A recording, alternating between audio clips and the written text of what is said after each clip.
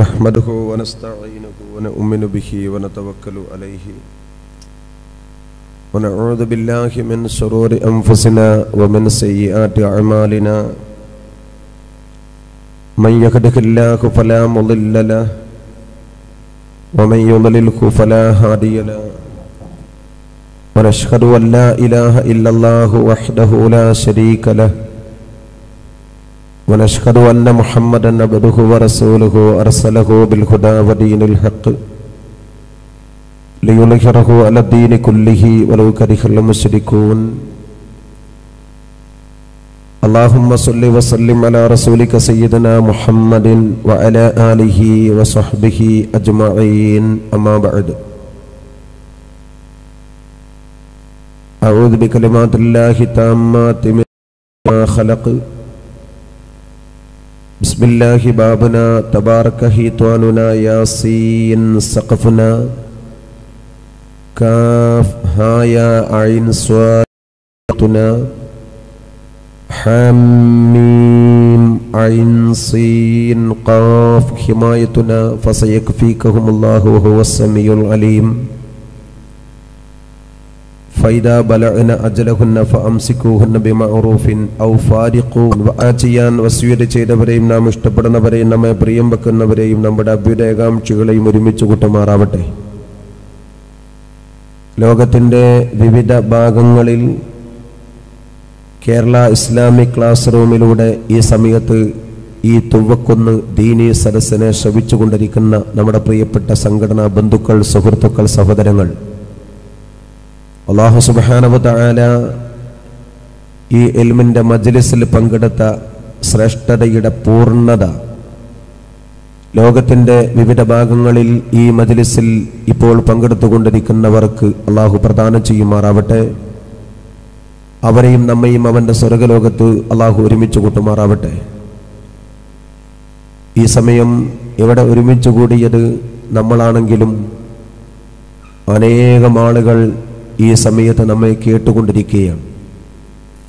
SKSSF-ൻ്റെ class room സംവിധാനത്തിലൂടെ net വഴി ഈ പരിപാടി ഗൾഫ് രാജ്യങ്ങളിൽ വിവിധ റൂമുകളിൽ, ഓഫീസുകളിൽ, മറ്റു പല സംവിധാനങ്ങളിലൂടെയും ലണ്ടൻ അടക്കമുള്ള പ്രദേശങ്ങളിലും ഒക്കെ ഈ സമയം ഇത് ആസ്വദിച്ചു കൊണ്ടിരിക്കുകയാണ്. അതിൻ്റെ സംവിധാനം നമുക്കൊരുക്കപ്പെടാൻ ഈ പ്രദേശം ഒരു കൊച്ചു പ്രദേശം എന്നൊക്കെയാണ് തുവക്കുന്നിനെ പറയാറെങ്കിലും ഈ നാടിനെ ഒരർത്ഥത്തിൽ ലോകത്ത് പരിചയപ്പെടുത്താൻ കാരണമായത് ഈ മഹത്തായ ദീനി വിജ്ഞാന കേന്ദ്രമാണ്. അതിൻ്റെ ചാലകശക്തി എൻ്റെ പ്രിയപ്പെട്ട സുഹൃത്ത് അബൂബക്കർ യമാനിയാണ്. വയസ്സിൽ കവിഞ്ഞ പക്വതയോടെയും അതിലേറെ ശ്രേഷ്ഠതയോടെയും ഈ നാടിനെയും സ്ഥാപനത്തെയും സംഘടനയെയും പ്രോജ്വലിപ്പിക്കുന്ന ആ വ്യക്തിത്വത്തെ അല്ലാഹു ഖൈറിലും ബർക്കത്തിലും ശ്രേഷ്ഠതയിലും ചൊരിച്ചു കൊടുക്കുമാറാവട്ടെ. ഇവിടെ പള്ളിപ്പറമ്പിൽ മറവിട്ട് കിടക്കുന്ന നമ്മുടെ പ്രദേശത്ത് ഒരുപാട് സഹോദരന്മാർ, സഹോദരിമാർ കിടക്കുന്നവരുണ്ട്. ഈ ഇൽമിൻ്റെ മജ്ലിസിൻ്റെ ശ്രേഷ്ഠത, അതിൻ്റെ സവാബിൻ്റെ മിഥിൽ അവരുടെ ഖബറിടത്തിലേക്ക് അല്ലാഹുവേ നീ ചൊരിച്ചു കൊടുക്കണേ തമ്പുരാനെ. ഇവിടെ ദുആ ചെയ്യാൻ വേണ്ടി വസിയത്ത് ചെയ്ത ധാരാളം ആളുകളുണ്ട്. അല്ലാഹു അവർക്കൊക്കെ അർഹിക്കുന്ന, അവർ ഉദ്ദേശിക്കുന്ന ഏറ്റവും നല്ല ഖൈറായ നിലയിലും ഹലാലായ നിലയിലും അല്ലാഹു സ്വീകരിക്കുകയും പൂർത്തീകരിച്ചു കൊടുക്കുകയും ചെയ്യുമാറാവട്ടെ. ഇവിടെ മരണപ്പെട്ട 1-2 ആളുകളെ സംബന്ധിച്ചുകൊണ്ട് പറഞ്ഞു, അല്ലാഹു അവരുടെ ഖബറിടം വെളിച്ചമാക്കട്ടെ.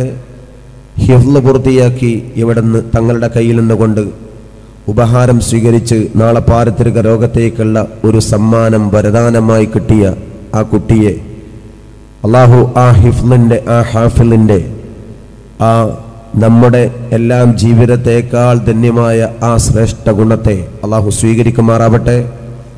വഹദിൻ്റെ പോർക്കളത്തിൽ ഷഹീദായി കിടക്കുന്ന ആളുകളുടെ മയ്യത്ത് മറവ് ചെയ്യാൻ ഖബർ പര്യാപ്തമാവാതെ വന്ന സമയത്ത് ആ കൂട്ടത്തിൽ ഹിഫ്ളുള്ള ഖുർആൻ മനപ്പാടമുള്ളവരെ മേലെ വെച്ച് ആദരിക്കാൻ നബി സല്ലല്ലാഹു അലൈഹി വസല്ലം തങ്ങൾ കൽപ്പിച്ചിട്ടുണ്ടെങ്കിൽ അതാണ് ഹിഫ്ളിൻ്റെ ഖുർആന്റെ ഏറ്റവും വലിയ ശ്രേഷ്ഠത.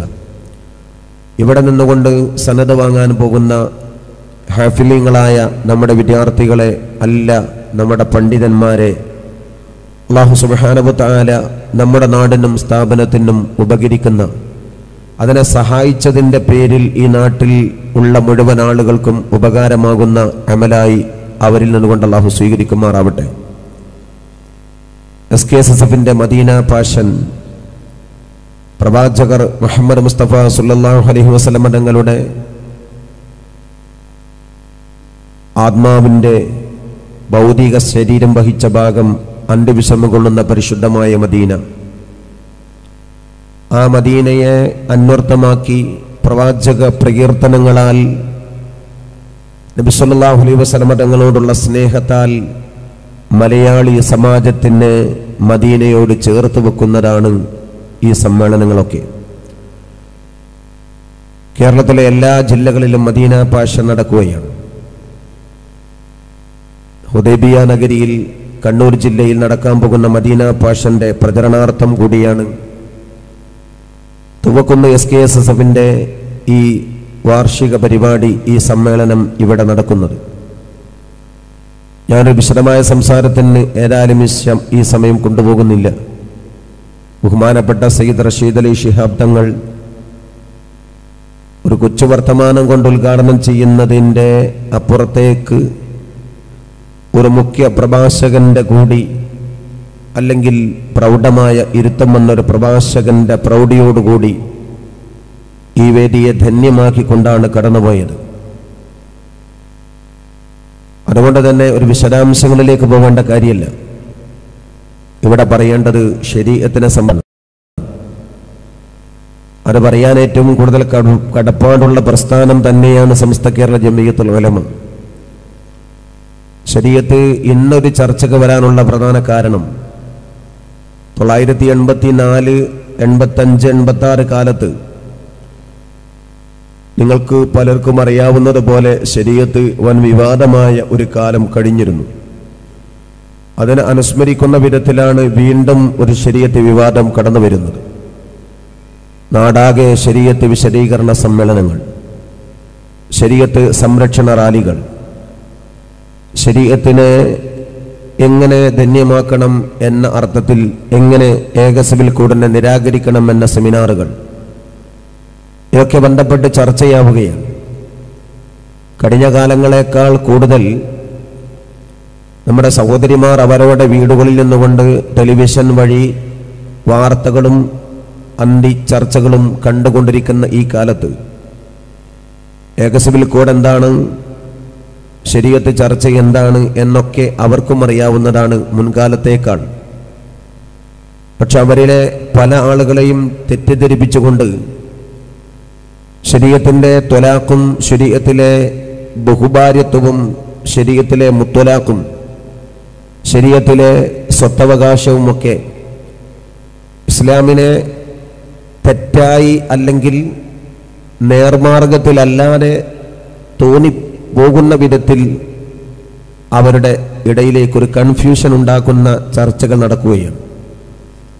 പല സഹോദരിമാരും ആളുകളുടെ മുമ്പിൽ മുസ്ലിമാണ് എന്നതുകൊണ്ട് സ്വന്തം ഭർത്താവിനെയും പള്ളിയിലെ ഉസ്താദിനെയും ജമാഅത്ത് കമ്മിറ്റിയെയും ഒക്കെ പേടിച്ച് പുറത്ത് പറയുന്നില്ല എങ്കിൽ പോലും ശരീഅത്തിൽ എന്തോ അപകടമുണ്ടെന്ന് തോന്നുന്ന വിധത്തിലാണ് ചില ഫെമിനിസ്റ്റുകൾ പോലും, മുസ്ലിം പേരുള്ള ചില സ്ത്രീകൾ പോലും അവരുടെ ചർച്ച നടത്തുന്ന സമയത്ത് നമ്മുടെ സഹോദരിമാർ ധരിച്ചു പോകുന്നത്. അതുകൊണ്ട് അവരെ പ്രത്യേകിച്ച് ഉദ്ദേശിച്ചുകൊണ്ട് ഈ വിഷയത്തെ കൊണ്ടുപോകാനാണ് ഞാൻ ആഗ്രഹിക്കുന്നത്. 3 ത്വലാഖും ഒന്നിച്ച് ചൊല്ലുന്നത് തെറ്റാണ്. പക്ഷെ അങ്ങനെ 3 ത്വലാഖും ഒന്നിച്ച് ചൊല്ലിയാൽ അത് ത്വലാഖ് ആകും എന്നതിൻ്റെ പേരിൽ അത് ഇസ്ലാം നൽകിയ ക്രൂരതയാണല്ലോ. 3 ത്വലാഖ് ഒന്നിച്ച് ചൊല്ലുമ്പോൾ ആ മുത്വലാഖായാൽ പിന്നെ അവളെ ആ ഭർത്താവിന് തന്നെ പുനർവിവാഹം നടത്തണം എന്ന് തോന്നിയാൽ അതിന് പറ്റുന്ന രൂപത്തിലല്ല മറ്റൊരാൾ കെട്ടി അയാളും ത്വലാഖ് ചൊല്ലിയ ശേഷമേ ആദ്യത്തെ ആൾക്ക് കെട്ടാൻ പാടുള്ളൂ എന്ന ഒരു കടമ്പ അത് ഇസ്ലാം നൽകിയിട്ടുള്ള ഒരു വല്ലാത്ത വിധിയല്ലേ. ഒന്നും രണ്ടും മൂന്നും ഘട്ടം ഘട്ടമായി ചൊല്ലിയാൽ അല്ലാതെ പെട്ടെന്ന് ഒറ്റയടിക്ക് ഒരാൾ മൂന്നങ്ങ് ചൊല്ലിയാൽ പിന്നെ മടക്കിയെടുക്കാൻ പറ്റാത്ത അവസ്ഥ എന്തിനാണ്? അത് ക്രൂരതയല്ലേ എന്ന് ചോദിക്കുന്ന ഒരു ഭാഗം. വേറൊരു കാര്യം, ത്വലാഖ് ചെല്ലുന്നത് പുരുഷന്റെ അധികാരമാണ്. പുരുഷന്മാർക്ക് എന്തുമാകാം, സ്ത്രീകൾക്ക് പുരുഷനെ ഒഴിവാക്കാനുള്ള വഴികളൊന്നും ത്വലാഖ് പോലുള്ള മാർദ്ദവമായ എളുപ്പത്തിലുള്ള പരിപാടിയില്ല. അപ്പൊ ഇസ്ലാം പുരുഷ മേധാവിത്വത്തിന്റെ, പുരുഷവർഗത്തിന്റെ പക്ഷത്താണ്. മറ്റൊന്ന്, ഒന്നിലധികം പെണ്ണ് കെട്ടാൻ ഇസ്ലാം ആണുങ്ങൾക്ക് അനുമതി കൊടുത്തു. അങ്ങനെ കൊടുക്കുക വഴി ഇസ്ലാം സ്ത്രീകളുടെ മനസ്സറിയാതെയാണ്, സ്ത്രീകളുടെ വിഷയങ്ങളെ പഠിക്കാതെയാണ്. ഇസ്ലാം എന്തിനാണ് ബഹുഭാര്യത്വത്തെ പറയുന്നത്? അതങ്ങ് ഒഴിവാക്കിക്കൂടെ? അതുപോലെ മറ്റൊന്ന്, പുരുഷന്റെ സ്വത്തിന്റെ പകുതിയാണ് സ്ത്രീക്ക്. ഒരു വാപ്പാക്ക് 2 മക്കളുണ്ടെങ്കിൽ, ആണും പെണ്ണുമായി 2 ആളുണ്ടെങ്കിൽ, ആകെയുള്ള സ്വത്തിന്റെ പുരുഷന് കിട്ടുന്നതിൻ്റെ നേർ പകുതിയെ പെണ്ണിന് കൊടുക്കാൻ പാടുള്ളൂ എന്ന് പറയുന്നത് സ്ത്രീകളോട് കാണിക്കുന്ന അവഗണനയല്ലേ? അള്ളാഹു 2 ആളുകളെയും ഒരുപോലെ കാണാനല്ലേ പിതാവിൻ്റെ സ്വത്തിന്റെ അവകാശം? അങ്ങനെ എല്ലാ നിലക്കും സ്ത്രീകളെ മോശമായി കാണുന്ന ഇസ്ലാം അതല്ലേ ശരീഅത്ത്? അതുകൊണ്ട് ആ ശരീഅത്ത് ഇവിടെ നിലനിൽക്കണം എന്ന് പറയുന്നതിന് പകരം രാജ്യത്തെല്ലാ ജനങ്ങൾക്കും ഒരു നിയമം പോരെ? അഥവാ ഏക സിവിൽ കോഡ്, ഒരു വ്യക്തി നിയമം പോരെ? അതായാൽ ഈ പ്രശ്നമൊക്കെ പരിഹരിക്കൂലേ എന്നൊക്കെ ചില ചോദ്യങ്ങൾ ഉണ്ടാകുമ്പോൾ സഹോദരിമാർക്ക് തോന്നും ആ പറയുന്നത് ശരിയല്ലേ എന്ന്. അതുകൊണ്ട് ഇത് വിശദീകരിക്കലും ഇതിനെ സംബന്ധിച്ച് ചർച്ചകളും നടക്കേണ്ടത് ആവശ്യമാണ്. അത് ഞാൻ ശരീഅത്തിന്റെ ഇത്തരം തെറ്റിദ്ധാരണകളിലേക്ക് വരുന്നതിന് മുമ്പ് ഏക സിവിൽ കോഡിന്റെ അപകടം എന്താണെന്ന് പറയാം. ഞാൻ പരമാവധി സഹോദരിമാർക്ക് കൂടി തിരിയുന്ന കോലത്തിൽ പറഞ്ഞു നോക്കും. ഏക സിവിൽ കോഡ് എന്നത് നിയമം എല്ലാ ജനങ്ങൾക്കും വരിക എന്നാണ്. അത് പറയുമ്പോൾ നമ്മൾ മനസ്സിലാക്കണം, ഇതിന്റെ പേരിൽ ഇന്ന് ഒച്ച വെക്കുന്നവരാരാ? ഇതിന്റെ പേരിൽ ഇന്ന് മുസ്ലിമീങ്ങളുടെ, സ്ത്രീകളുടെ പ്രശ്നങ്ങൾക്ക് വേണ്ടി കണ്ണീരൊഴുക്കി മുന്നോട്ട് വരുന്നതാരാ? സാക്ഷാൽ ഇന്ത്യയുടെ പ്രധാനമന്ത്രി നരേന്ദ്രമോദി. നരേന്ദ്രമോദി എത്ര ലാഘവത്തോടു കൂടിയ ഇതൊക്കെ പറഞ്ഞു വെച്ചത്.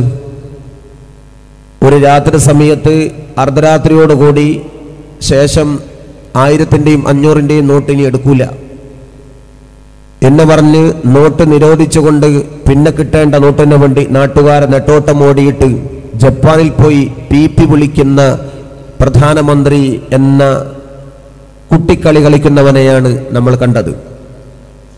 റോമാ പട്ടണം കത്തിയെരിയുന്ന സമയത്ത് വീണ വായിച്ച കൊട്ടാരത്തിലിരുന്ന നീറോ ചക്രവർത്തിയെ പറ്റി പുച്ഛത്തോടെ ചരിത്രം പറയുന്നുണ്ട്.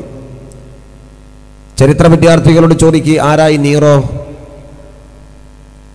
ഒറ്റ വാക്കിൽ കുട്ടികൾ പോലും മറുപടി പറയും, റോമാ പട്ടണം കത്തുമ്പോൾ അത് ശ്രദ്ധിക്കാതെ തൻ്റെ കൊട്ടാരത്തിൻ്റെ അകത്ത് വീണ വായിച്ചിരുന്ന ആളാണ്. അതയാളെ മഹത്വമല്ല, അതയാളുടെ ഇകഴ്ത്തലാണ്, അയാളോടുള്ള പുച്ഛം കൊണ്ടാണ് ചരിത്രം അത് പറയുന്നത്. ഒരുപക്ഷെ നാളെ ചരിത്ര വിദ്യാർത്ഥിയോട് ചോദിക്കും, ആരാണ് നരേന്ദ്രമോദി? 2 ഉത്തരമാണ് പറയാനുള്ളത്. ഒന്ന്, മുസ്ലിം സമുദായത്തെ ഗുജറാത്തിന്റെ തെരുവിൽ വെച്ചുകൊണ്ട് പച്ചക്ക് കത്തിച്ച ബജരംഗ് ദളിന് എല്ലാ സൗകര്യം ചെയ്തു കൊടുത്ത നരഭോജിയാണ് നരേന്ദ്രമോദി. രണ്ടാമതായി നരേന്ദ്രമോദി ആരാണെന്ന് പറയുമ്പോൾ പിന്നെ കിട്ടുന്ന ഉത്തരം, നോട്ടിന് വേണ്ടി നാട്ടുകാരെ നെട്ടോട്ടമോട്ടി പറഞ്ഞയച്ചുകൊണ്ട് ജപ്പാനിൽ ചെന്നുകൊണ്ട് PP വിളിച്ച ആളാണ് ഇന്ത്യൻ പ്രധാനമന്ത്രി എന്ന്. ആ വിധം ചരിത്രത്തിൽ എന്ത് സ്വാധീനമാണ് അയാൾക്കുള്ളത്? നരേന്ദ്രമോദി പറയുന്ന കാര്യം മുത്തലാഖ് ചൊല്ലപ്പെട്ട് ഒഴിവാക്കിയ മുസ്ലിം സ്ത്രീകളുടെ കണ്ണീരിന് പരിഹാരം കാണാനാണ് ഏക സിവിൽ കോഡ് എന്നാണ്. പെണ്ണിന്റെ കണ്ണീരിനാണ് വില പറയുന്നതെങ്കിൽ മുസ്ലിം സഹോദരിമാരുടെ വേവലാതികളും സങ്കടപ്പാടുകളും മാറാനാണ് നരേന്ദ്രമോദി പറയുന്നതെങ്കിൽ, ത്വലാഖ് ചൊല്ലപ്പെട്ടതിൻ്റെ കഥകളാണ് നിരത്തുന്നതെങ്കിൽ, ത്വലാഖ് ചൊല്ലപ്പെട്ട പെൺകുട്ടികൾക്ക് കണ്ണീരിൻ്റെ കഥയുമായി രംഗത്ത് വരുന്നതിന് മുമ്പേ സ്വന്തം കെട്ടിയ ഭാര്യ യശോദയെ ഗുജറാത്തിന്റെ തെരുവീതിയിലേക്ക് വലിച്ചെറിഞ്ഞിട്ട് സായുജ്യമടിയുന്ന ഇന്ത്യൻ പ്രധാനമന്ത്രി ആദ്യം ചെയ്യേണ്ടത് തെരുവോരങ്ങളിൽ കഴിയുന്ന സ്വന്തം ഭാര്യയായിരുന്ന യശോദയെ തന്റെ വീട്ടിലേക്ക് തിരിച്ചു കൊണ്ടുവരലാണ്. അത് ചെയ്യാതെ നരേന്ദ്രമോദി പറയുന്നത് സകലമാനതയും മുതലക്കണ്ണീരാണ്. നരേന്ദ്രമോദിക്ക് ഈ കാര്യം പറയാൻ എന്താ അർഹതയാണ്? ഇസ്ലാമിൽ 1-ാം തലാഖ് ചൊല്ലിയാൽ പെട്ടെന്നാണെങ്കിൽ നീങ്ങ് തിരിച്ചു പോന്നേക്ക് എന്ന് പറഞ്ഞാൽ ഭാര്യയായി. 2-ാമതും കെട്ടിച്ചൊല്ലിയാലും അതായി. ഇദ്ദകാലം കഴിഞ്ഞിട്ടാണെങ്കിലും നിക്കാഹ് പുതുക്കണമെന്നല്ലാതെ വീണ്ടും ഭാര്യയ്ക്ക് ഭർത്താവിന്റെ കൂടെ പോകാം. 3-ാം തലാഖ് ചൊല്ലിയാലും 3 ഒന്നിച്ചു ചൊല്ലിയാലും മുത്തലാഖാകുമെങ്കിലും വിട പറയുന്നില്ല. നിബന്ധനകളുടെയും നടപടിക്രമങ്ങളുടെയും ചില കൂട്ടിവെച്ചാൽ വീണ്ടും മടക്കി വരാം. 3 തലാഖും ചൊല്ലിയവളെയും തിരിച്ചെടുക്കാനുള്ള കടമ അല്ലെങ്കിൽ അത് ചെയ്യാനുള്ള അർഹതയും അതിനുള്ള അധികാരവും ഇസ്ലാമിലുണ്ട്. ഇസ്ലാം ഒരു കാലത്തും ഒരു വകുപ്പിലും സ്ത്രീയെ ഒരു കാലത്തും തന്റെ ഇണയായി ഇനി കിട്ടരുത് എന്ന വിധത്തിൽ ഒഴിവാക്കാൻ എവിടെയും പറഞ്ഞിട്ടില്ല. നരേന്ദ്രമോദി യശോദയെ ചൊല്ലിയത് 3 അല്ല 300 പൂർണ്ണമായും വിവാഹമോചനം നടത്തിയിട്ട് ഇനി എനിക്ക് അവളെ വേണ്ട, അവൾക്ക് എന്നെ തിരിച്ചു കൊണ്ടുവരാനുള്ള വകുപ്പ് വേണ്ട എന്ന വിധത്തിൽ അറുത്തുമുറിച്ച് മാറ്റിയെടുത്തുകൊണ്ടാണ് യശോദയെ തെരുവിലേക്ക് തള്ളിയത്. 300 തലാഖും യശോദയെ ചൊല്ലിയവർക്ക് 3 തലാഖ് ചൊല്ലുന്ന മുസ്ലിം പെണ്ണിന്റെ കാര്യത്തിൽ പറയാനുള്ള അർഹതയില്ല.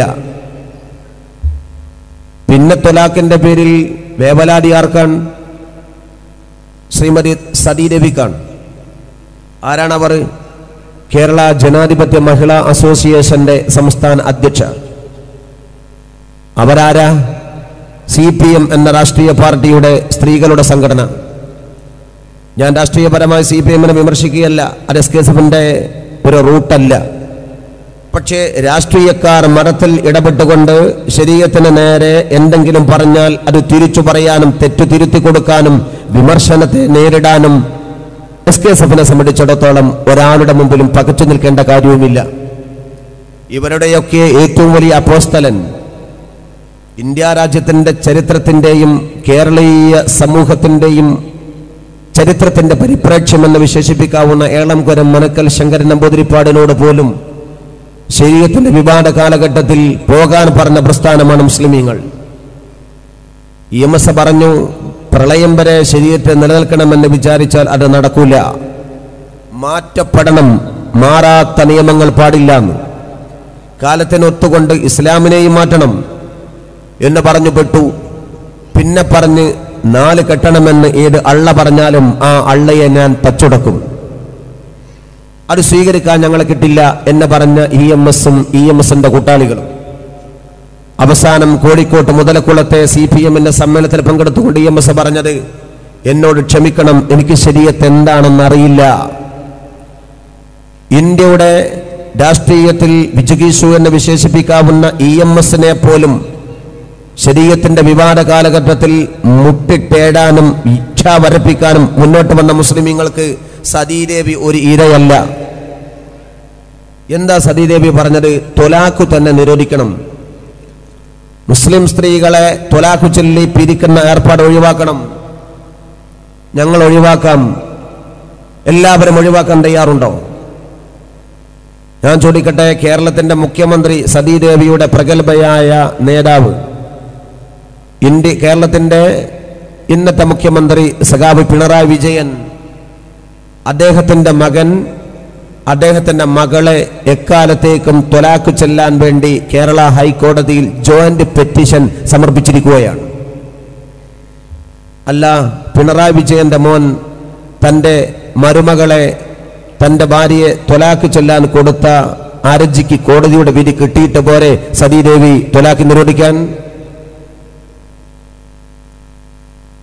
ഇടതുപക്ഷ പ്രസ്ഥാനത്തിന്റെ പ്രഗത്ഭനായ നേതാവാണ് TV തോമസ്. TV തോമസിന്റെ ഭാര്യയായിരുന്നു KR ഗൗരിയമ്മ.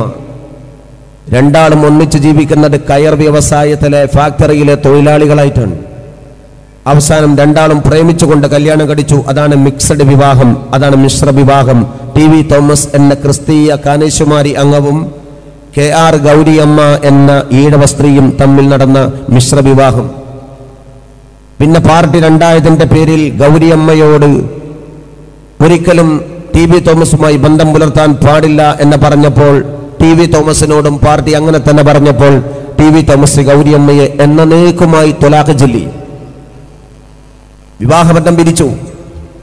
ബെർലിൻ മതിൽ പോലെ അവർക്കിടയിൽ ഒരു മതിലും കെട്ടിപ്പൊക്കി രണ്ട് വീട്ടുകാരും തമ്മിൽ കാണാതിരിക്കാൻ.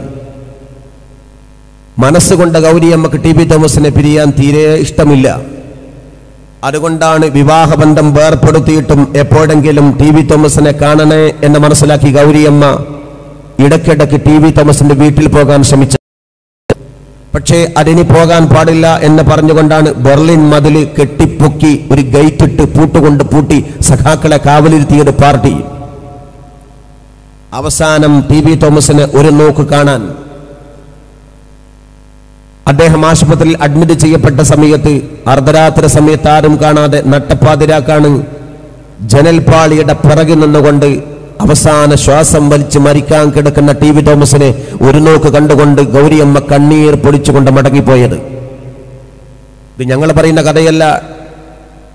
UVK എന്ന CPIയുടെ സമുന്നതനായ ദേശീയ നേതാവ് എഴുതിയ അദ്ദേഹത്തിന്റെ ആത്മകഥയുണ്ട്. അതിലുണ്ട് ടി.വി. തോമസിന്റെയും ഗൗരിയമ്മയുടെയും ദാമ്പത്യ ജീവിതത്തിന്റെ കറുത്ത നാളുകൾ വിശദീകരിക്കുന്നത്. ഗൗരിയമ്മയെ പുറത്താക്കി പിണ്ടം വെച്ച് പടിയടച്ചവർക്ക് മുസ്ലിമീങ്ങളുടെ കാര്യത്തിൽ ശരീഅത്തിന്റെ കാര്യം പറഞ്ഞുകൊണ്ട് ത്വലാഖിന്റെ കാര്യത്തിൽ വിമർശിക്കാനുള്ള അർഹതയില്ല. അവർ ചെയ്യുമ്പോൾ അത് അന്തസ്.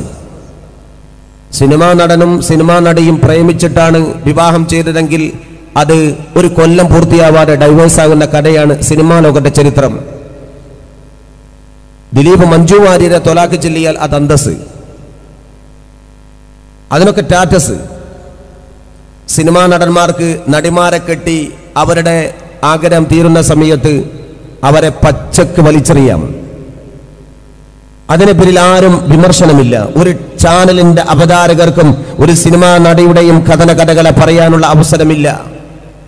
നാറുന്ന കഥകളും തീഷ്ണതയുടെ കഥകളും കണ്ണീരിന്റെ കയത്തിലേക്ക് മുങ്ങപ്പെട്ട കഥകളുമാണ് സിനിമാ ലോകത്തെ ദാമ്പത്യ ബന്ധത്തിന്റെ കഥകൾ പറയാനെങ്കിൽ ആ കലയെ പരിപോഷിപ്പിച്ചുകൊണ്ട് ഉജ്ജ്വലമാക്കുകയോ അല്ലെങ്കിൽ അത്തരം ആളുകളെ ചാനലിന്റെ മുമ്പിൽ കൊണ്ടുവന്ന് ഒരു പോസ്റ്റ്മോർട്ടത്തിന്റെ ചർച്ച നടത്താനും ഒരു അന്തിച്ചർച്ചക്കും തയ്യാറാവാത്ത ചാനലുകാർക്ക് മുസ്ലിം പെണ്ണിന്റെ കണ്ണീരൊഴുക്കാനുള്ള അർഹതയില്ല. ഇസ്ലാമിന്റെ നേരെ വരണ്ട. കേരളത്തിലെ ഏറ്റവും കുറഞ്ഞ വിവാഹമോചനം നടക്കുന്ന ജില്ല മലപ്പുറമാണ്. കേരളത്തിലെ ഏറ്റവും കുറഞ്ഞ വിവാഹമോചനം നടക്കുന്ന രണ്ടാം ജില്ല കൊല്ലമാണ്. 70% മുസ്ലിങ്ങൾ പാർക്കുന്ന ജില്ലയാണ് മലപ്പുറം. രണ്ടാം സ്ഥാനം മുസ്ലിം പോപ്പുലേഷൻ ഉള്ള സ്ഥലമാണ് കൊല്ലം. രണ്ട് ജില്ലയിലും ഗണ്യമായി വിവാഹമോചനം കുറവെന്ന് പറയുന്നത് കേന്ദ്ര ഗവൺമെന്റിന്റെ സർവേയാണ്. ഇതൊക്കെ മുന്നിൽ വെച്ചുകൊണ്ട് പറയട്ടെ, ഇസ്ലാം ബഹുഭാര്യത്തെ പ്രോത്സാഹിപ്പിച്ച മതമല്ല. ഇസ്ലാം വിവാഹമോചനത്തെ പ്രോത്സാഹിപ്പിച്ച മതമല്ല. ഇസ്ലാം അതിനുള്ള അവസരം കൊടുത്തിട്ടുണ്ട്. പക്ഷെ അതിനേക്കാൾ ഇരട്ടിക്കിരട്ടി ചെയ്യുന്നവരും അതിനേക്കാൾ ഡബിളിന്റെ അപ്പുറത്തേക്ക് ചൊല്ലുന്നവരുമാണ് ഇസ്ലാമിന് നേരെ കുതിര കയറാൻ വരുന്നത്. ഇവരുടെ വർത്താനം കേട്ടാൽ തോന്നും ഇന്ന് ഏറ്റവും വലിയ ഇന്ത്യയുടെ ക്രൈസിസ് ഏതാ? മുത്തലാഖാണ്. ഞാൻ ചോദിക്കട്ടെ, നിങ്ങൾ ഈ തുവക്കുന്നകാരാണ്. നിങ്ങളുടെ ജീവിതത്തിന്റെ ഓർമ്മയിൽ ഈ തുവക്കുന്നിൽ എത്ര മുത്തലാഖ് നടന്നു? എത്ര നടന്നു? ഇസ്ലാമിൽ 3 ത്വലാഖിന്റെ കാറ്റഗറി ഉണ്ടായതുകൊണ്ടാണ്, 3 തലാഖിന്റെ സ്റ്റേജ് ഉള്ളത് കൊണ്ടാണ് മുത്തലാഖ് വർത്തമാനമായത്. മറ്റുള്ള എല്ലാ ആളുകളിലും ഉള്ളത് മുത്തലാഖല്ല.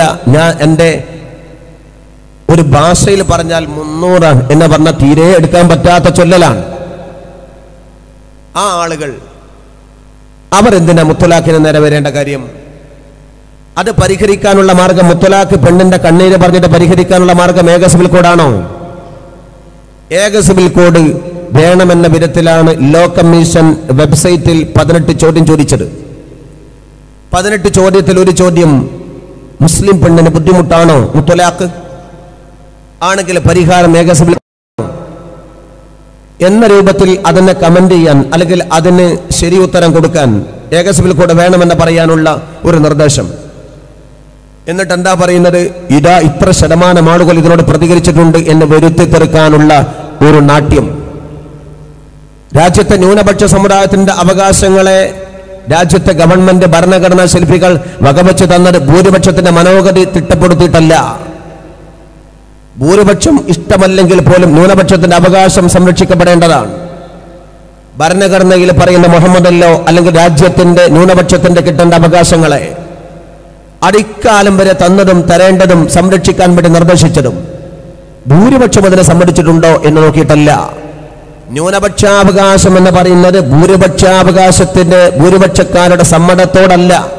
അത് അവകാശം തന്നെയാണ്. അതിനെന്തിനാ വോട്ടെടുപ്പ്? അതിനെന്തിനാ സർവേ? അതുകൊണ്ടാണ് പേഴ്സണൽ ലോ ബോർഡ് പറഞ്ഞത് സർവേ റിപ്പോർട്ടിനെ ചോദ്യാവലിയെ ഞങ്ങൾ ബഹിഷ്കരിക്കുന്നു. ആവശ്യമില്ല. ഏക സിവിൽ കോഡ് എന്ന് പറയുന്നത് ഭരണഘടനയിൽ ഒരു ഭാഗമാണ്. ഞാൻ വിഷയത്തിന്റെ വിഷയത്തിലേക്ക് വരാം. അതുവരെ സഹോദരന്മാർ മനസ്സിലാക്കണം, ഭരണഘടനയുടെ ഒരു ഭാഗത്ത് പറയുന്ന കാര്യമാണ് മൗലികാവകാശം. നമ്മുടെ ഇന്ത്യ സ്വാതന്ത്ര്യം 1947 ഓഗസ്റ്റ് 14 റിപ്പബ്ലിക് ജനുവരി 26 സ്വാതന്ത്ര്യാനന്തരത്തിൽ നമ്മുടെ രാജ്യത്തിന്റെ ഏറ്റവും മർമ്മപ്രധാനമായ കാര്യം ഇന്ത്യക്കൊരു ഭരണഘടന ഉണ്ടാക്കലാണ്. അങ്ങനെ ഭരണഘടന ഉണ്ടാക്കിയ സമയത്ത് നേരത്തെ ബ്രിട്ടീഷ് ഗവൺമെന്റ് അനുവദിച്ച കാര്യങ്ങൾ ന്യൂനപക്ഷങ്ങൾക്ക് അതേപടി അനുവദിച്ചുകൊണ്ട് തന്നെയാണ് ഭരണഘടന ഉണ്ടാക്കിയത്. ആ കൂട്ടത്തിലാണ് മൗലിക അവകാശത്തിന്റെ ഭാഗമായി മതസ്വാതന്ത്ര്യം വെച്ചത്.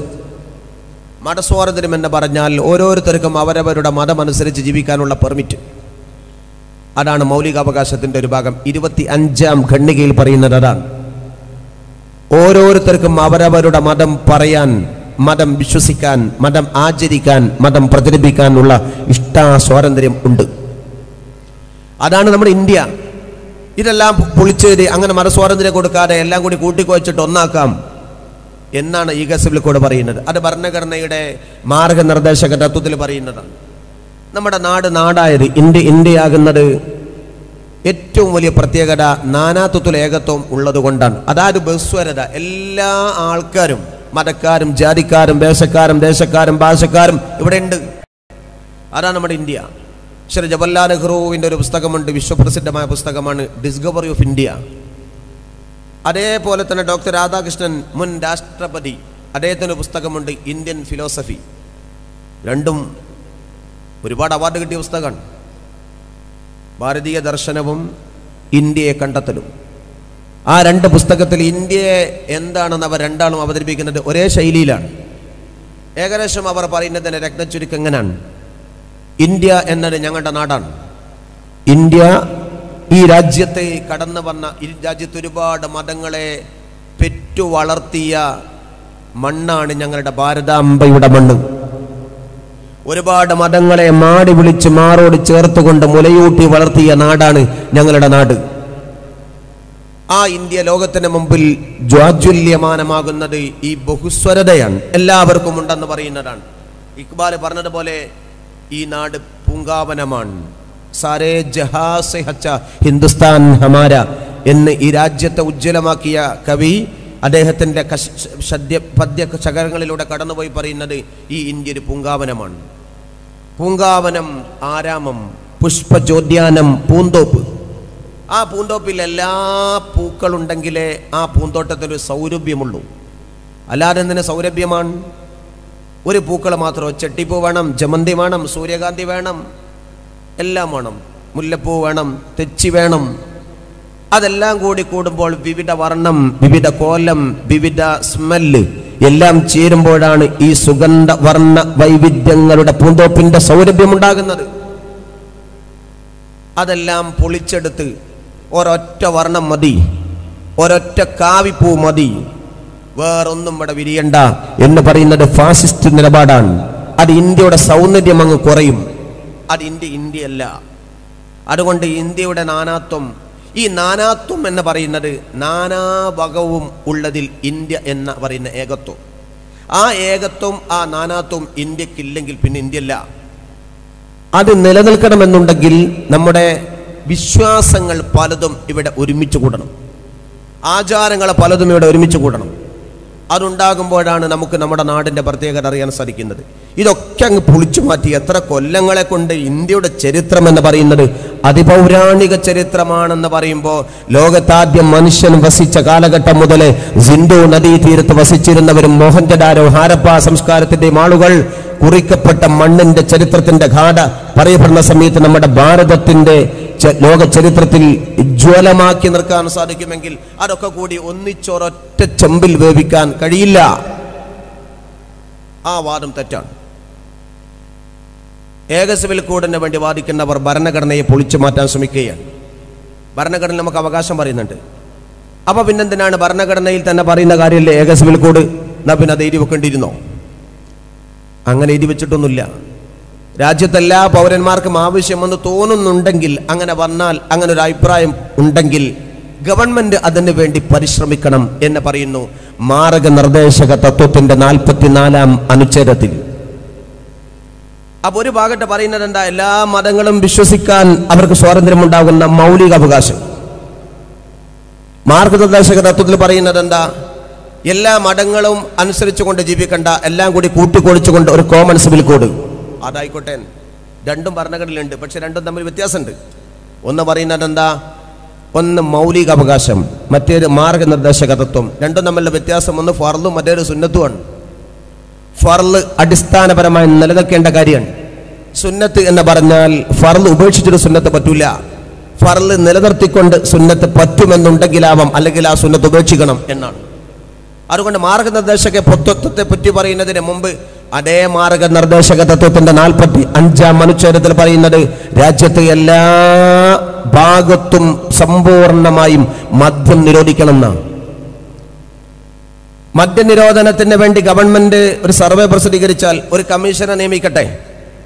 എന്നിട്ട് ആ കമ്മീഷനോട് ചോദ്യം ചോദിക്കട്ടെ, മദ്യം നിരോധിക്കണം, സ്ത്രീകളുടെ കഷ്ടപ്പാട് മാറാൻ, കുടുംബത്തിന്റെ കലാപങ്ങൾ നിൽക്കാൻ, റോഡ് ആക്സിഡന്റുകൾ മാറാൻ, അപകടകരമായിരിക്കുന്ന പ്രശ്നങ്ങളെ പരിഹരിച്ചെടുക്കാൻ മദ്യം നിരോധിക്കണമെന്ന് ഗവൺമെന്റ് ആഗ്രഹിക്കുന്നു.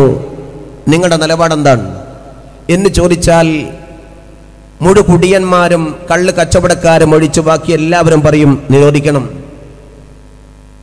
അപ്പൊ ജനങ്ങൾ മുഴുവനും പറയാവുന്ന കാര്യമാണ് നിരോധിക്കണം. അതിനാവട്ടെ മൗലികാവകാശം എതിരായി അപ്പുറത്തില്ലതാനും. മൗലികാവകാശം നേരെ ഏതെങ്കിലും ഗണ്ണികയിൽ പറയുന്നുണ്ടോ? ജനങ്ങൾക്കെല്ലാം ദാഹിക്കുമ്പോൾ മദ്യം കുടിക്കാൻ വേണ്ടി അനുമതി കൊടുക്കണം, അവന്റെ സ്വാതന്ത്ര്യമാണെന്ന് ഭരണഘടനയുടെ മൗലികാവകാശത്തിനുണ്ടോ? ഇല്ല.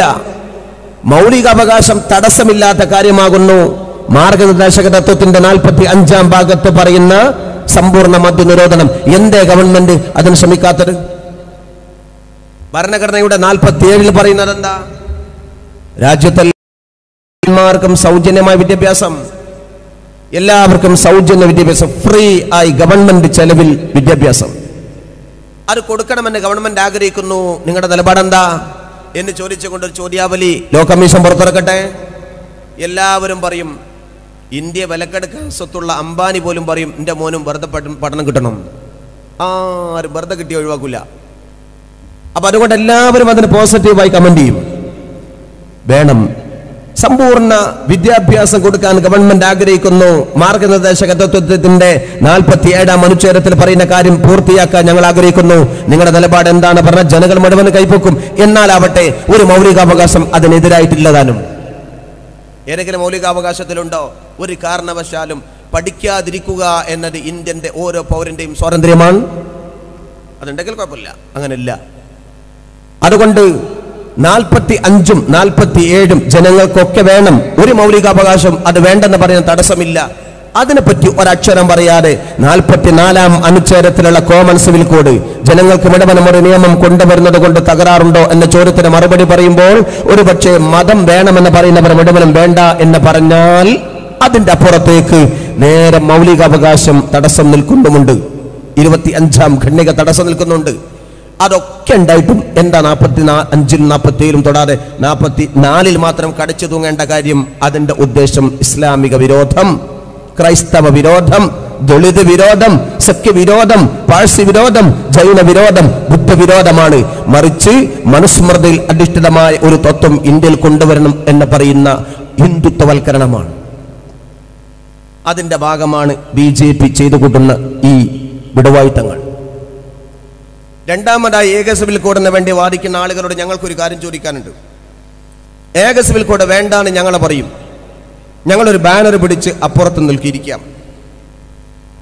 ഞങ്ങൾ പറയുന്നത് എന്താ? ഞങ്ങൾക്ക് ഏക സിവിൽ കോഡ് വേണ്ട. പിന്നെ ഞങ്ങൾക്ക് എന്ത് മതി? ഞങ്ങൾക്ക് മതസ്വാതന്ത്ര്യം മതി. ഞങ്ങളുടെ മതം അനുസരിച്ച് ജീവിക്കാൻ ഞങ്ങൾക്ക് വിവാഹം ഞങ്ങൾ പറയുന്ന പോലെ, ഞങ്ങളെ നബി പറഞ്ഞ പോലെ, ഞങ്ങളുടെ അള്ള പറഞ്ഞ പോലെ, ഞങ്ങളുടെ ഖുർആൻ പറഞ്ഞ പോലെ പെണ്ണ് കെട്ടാനും അത് ത്വലാഖ് ചൊല്ലേണ്ടി വന്നാൽ ചൊല്ലാനും ഞങ്ങൾക്ക് സ്വാതന്ത്ര്യം കിട്ടണം. വഖഫ് എങ്ങനെ കൈകാര്യം ചെയ്യണം ഞങ്ങൾക്ക് സ്വാതന്ത്ര്യം കിട്ടണം. സ്വത്ത് എങ്ങനെ കൊടുക്കണം അത് ഞങ്ങളുടെ അവകാശമാണ്. അതിനു വേണ്ടി ഞങ്ങൾ ഇവിടെ നിൽക്കുന്നു. ഞങ്ങൾക്ക് ഏക സിവിൽ കോഡ് വേണ്ട. തൊട്ടപ്പുറത്ത് ഹിന്ദു സുഹൃത്ത് നിൽക്കുന്നു. അദ്ദേഹം പറയുന്നത് എന്താ? ഞങ്ങൾക്കും ഏക സിവിൽ കോഡ് വേണ്ട. ഞങ്ങളുടെ ഭഗവത്ഗീത പറയുന്ന പോലെ, ഞങ്ങളുടെ വേദാന്തകളും ഉപനിഷത്തുകളും പറയുന്നത് പോലെ ജീവിക്കാനുള്ള അർഹത ഞങ്ങൾക്ക് വേണം. ഹൈന്ദവതയുടെ അടിസ്ഥാന വർഗങ്ങളായ ദലിതുകാരും പുലയപ്പി തീയ ജാതിക്കാരും ഗോത്രങ്ങളായിക്കൊണ്ട് ഉത്തരേന്ത്യയുടെ മുഴുവൻ ഭാഗത്തും കുടിൽ വ്യവസായം പോലെ പരന്നു കിടക്കുന്ന ഗോത്രവും വർഗങ്ങളുടെ വിവിധ തരങ്ങളിലുള്ള വിവാഹ ആചാരങ്ങളും അനുഷ്ഠാനങ്ങളും ഞങ്ങളുടെ ഗോത്രം പറയുന്ന പോലെ വിവാഹം കഴിക്കാൻ ഞങ്ങൾക്ക് സമ്മതം കിട്ടണം. ഞങ്ങളുടെ വംശം ചെയ്തു പോകുന്ന പോലെ, ഞങ്ങളുടെ മുതുമുത്തച്ഛന്മാർ ചെയ്തു പോന്നിട്ടുള്ള സംസ്കാരം പോലെ ഞങ്ങളെ വധുവിനെ സ്വീകരിക്കാൻ ഞങ്ങൾക്ക് സ്വാതന്ത്ര്യം വേണം. കോമൺ സിവിൽ കോഡ് ഞങ്ങൾക്ക് വേണ്ട എന്ന് പറയുന്നു ഹൈന്ദവതയുടെ ദലിതുകാർ. തൊട്ടപ്പുറത്ത് ക്രിസ്തീയ സുഹൃത്തുണ്ട്. അയാൾ പറയുന്നത് എന്താ? ഞങ്ങൾക്ക് ഏക സിവിൽ കോഡ് വേണ്ട. ഞങ്ങൾ യേശുവിനെ ആരാധിക്കുന്നവരാണ്. ഞങ്ങളുടെ ബൈബിളിന്റെ സിദ്ധാന്ത പ്രകാരം പള്ളിയിലെ അച്ഛന്റെ സമ്മതം മുള്ളൽ പോലെ, പള്ളിയുടെ അച്ഛന്റെ മുമ്പിൽ വെച്ചുകൊണ്ട് സമ്മതം കൊടുക്കൽ പോലെ, മോതിര കൈമാറ്റം പോലെ ഞങ്ങൾക്ക് പെണ്ണ് കെട്ടാനും ഞങ്ങളുടെ വധുവിനെ സ്വീകരിക്കാനുമുള്ള സ്വാതന്ത്ര്യം മതി. അതൊക്കെ കൂട്ടിക്കൊടിച്ച് എല്ലാം കൂടി സാമ്പാറാക്കി വെക്കണമെന്ന് പറയുന്നത് ഏക സിവിൽ കോഡ് വേണ്ട. സിഖ് അങ്ങനെ പറയുന്നു, ബുദ്ധൻ അങ്ങനെ പറയുന്നു, ജൈനൻ അങ്ങനെ പറയുന്നു. മതവിശ്വാസികൾ മുഴുവനും ഒരു പ്ലാറ്റ്ഫോമിൽ നിന്നുകൊണ്ട് ഒരു ബാനർ പിടിച്ചുകൊണ്ട് പറയുന്നു വേണ്ട, ഞങ്ങൾക്ക് ഏക സിവിൽ കോഡ് വേണം, ഞങ്ങൾക്ക് മതസ്വാതന്ത്ര്യം. ഇപ്പുറത്ത് നിൽക്കുന്നത് ആരാ? ഏക സിവിൽ കോഡ് വേണമെന്ന് പറയുന്ന ആൾക്കാർ ആരൊക്കെയാ? ഏക സിവിൽ കോഡിന്റെ ഒരു ബാനർ പിടിച്ചുകൊണ്ട് നിൽക്കുകയാണ്. അതിൽ ഒരുത്തൻ എന്താ? ഒരുത്തൻ CPM, വേറൊരുത്തൻ BJP. ഞാൻ പാർട്ടിക്കെതിരല്ലേ? പാർട്ടിക്കെതിരല്ല. ശരീഅത്തിന്റെ കാര്യത്തിൽ ആര് പറഞ്ഞാലും ആ പാർട്ടിക്കും എതിരാണ്. ബാനറിന്റെ പിറകെ നിന്നുകൊണ്ട് പറയുന്നത് എന്താ? CPM ഇപ്പോൾ പറയുന്ന ഏക സിവിൽ കോഡ് വേണ്ടാൻ. പക്ഷേ നേരത്തെ ഏക സിവിൽ കോഡിന് വേണ്ടി അതിശക്തമായി മുറവിളി കൂട്ടിയത് CPM ആണ്, കമ്മ്യൂണിസ്റ്റുകളാണ്. അവർ ഇപ്പോൾ പറയുന്നത് എന്തുകൊണ്ടാ ഏക സിവിൽ കോഡ് വേണ്ട, മുത്തലാഖ് നിരോധിച്ചാൽ മതി, ത്വലാഖ് നിരോധിച്ചാൽ മതി, ഏക സിവിൽ കോഡ് ഒന്നും വേണ്ട. ഇങ്ങനെ പറയുന്നത് എന്തുകൊണ്ടാണെന്ന് ചോദിച്ചാൽ കൊണ്ടുവരുന്ന സാധനം നരേന്ദ്രമോദി ആയതുകൊണ്ട് മാത്രമാണ്. നരേന്ദ്രമോദി ഏക സിവിൽ കോഡ് കൊണ്ടുവരുന്നത് കൊണ്ടാണ് CPM ഇപ്പോൾ വേണ്ടെന്ന് പറയുന്നത്. അല്ലാതെ അവർക്ക് വേണ്ടാഞ്ഞിട്ടല്ല. അവർക്ക് ഇവരെക്കാൾ എന്നോ വേണ്ടത് ഏക സിവിൽ കോഡാണ്. കാരണം ഏറ്റവും ശക്തമായി EMS പണ്ടേ വന്നത് അതാണ്. അതിശക്തമായി ഇവിടെ വിഷയമുണ്ടായത് അതുകൊണ്ടാണ്. ഭിന്നിച്ചു 11 കൊല്ലം കൊണ്ടും കൊടുത്തും പ്രവർത്തിച്ച രാഷ്ട്രീയമായ അഖിലേന്ത്യാ മുസ്ലിം ലീഗും ഇന്ത്യൻ യൂണിയൻ മുസ്ലിം ലീഗും മറക്കുക പൊറുക്കുക എന്ന് പറഞ്ഞുകൊണ്ട് ഒന്നിച്ചു ലയിച്ചു ചേരാനുള്ള കാരണം ഏക സിവിൽ കോഡ് വേണമെന്ന് EMS പറഞ്ഞതിന്റെ പേരിലാണ്. മറക്കാറായിട്ടില്ല. ലീഗ് ഒന്നിച്ചത് CPM-ന്റെ ശരീഅത്ത് വിരോധം കൊണ്ടാണ്. അപ്പൊ അവർക്ക് നേരത്തെ ഏക സിവിൽ കോഡ് വാദമുണ്ടായിരുന്നു.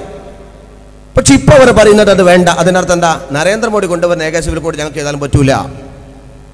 എന്നാൽ ഏക സിവിൽ കോഡ് കമ്മ്യൂണിസ്റ്റുകൾക്ക് പറ്റില്ലെങ്കിൽ കമ്മ്യൂണിസ്റ്റുകൾ പറയുന്ന ഏക സിവിൽ കോഡ് നരേന്ദ്രമോദിമാർക്കും പറ്റൂല. അവർക്ക് പറ്റുമോ? ഇല്ല. അപ്പൊ രണ്ടു കൂട്ടർ ഏക സിവിൽ കോഡ് വേണമെന്ന് പറയുന്നവരാ. ഇവർ രണ്ടാളും പൊരുത്തല്ല. പിന്നെ തൊട്ടപ്പുറത്ത് വേറൊരാൾ നിൽക്കുന്നുണ്ട്. അതാരാ? ഫെമിനിസ്റ്റുകൾ, സ്ത്രീവർഗത്തിന് വേണ്ടി പടപൊരുതുന്ന വർഗം. ഫെമിനിസ്റ്റുകൾ പറയും ഏക സിവിൽ കോഡ്. ആ ഫെമിനിസ്റ്റുകൾ പറയുന്ന ഏക സിവിൽ കോഡ് ഈ രണ്ട് സാധനവും പറഞ്ഞ ഏക സിവിൽ കോഡല്ല. പിന്നെ മുസ്ലിം പേരുള്ള ഹമീദ് ചേന്നമംഗലൂർ, MN കാരശ്ശേരി, ആരിഫ് ഖാന്റെ പിന്മുറക്കാർ, ആര്യാടൻ വർഗക്കാർ എല്ലാവരും ചേർന്നുകൊണ്ട് ഒരു ഇസ്ലാമിക അന്തസ്, ഇസ്ലാമിക പേര് പറഞ്ഞുകൊണ്ട് ഇസ്ലാമിനെ കുത്തുന്നവർ, ഇസ്ലാമിനെ ചൊറിയുന്നവർ, ഇസ്ലാമിനെ ആക്ഷേപിക്കുന്നവർ, അവർ പറയുന്ന ഏക സിവിൽ കോഡുണ്ട്. അവർ ഈ 3 പാളും പറഞ്ഞ ഏക സിവിൽ കോഡല്ല, അത് വേറെയാണ്.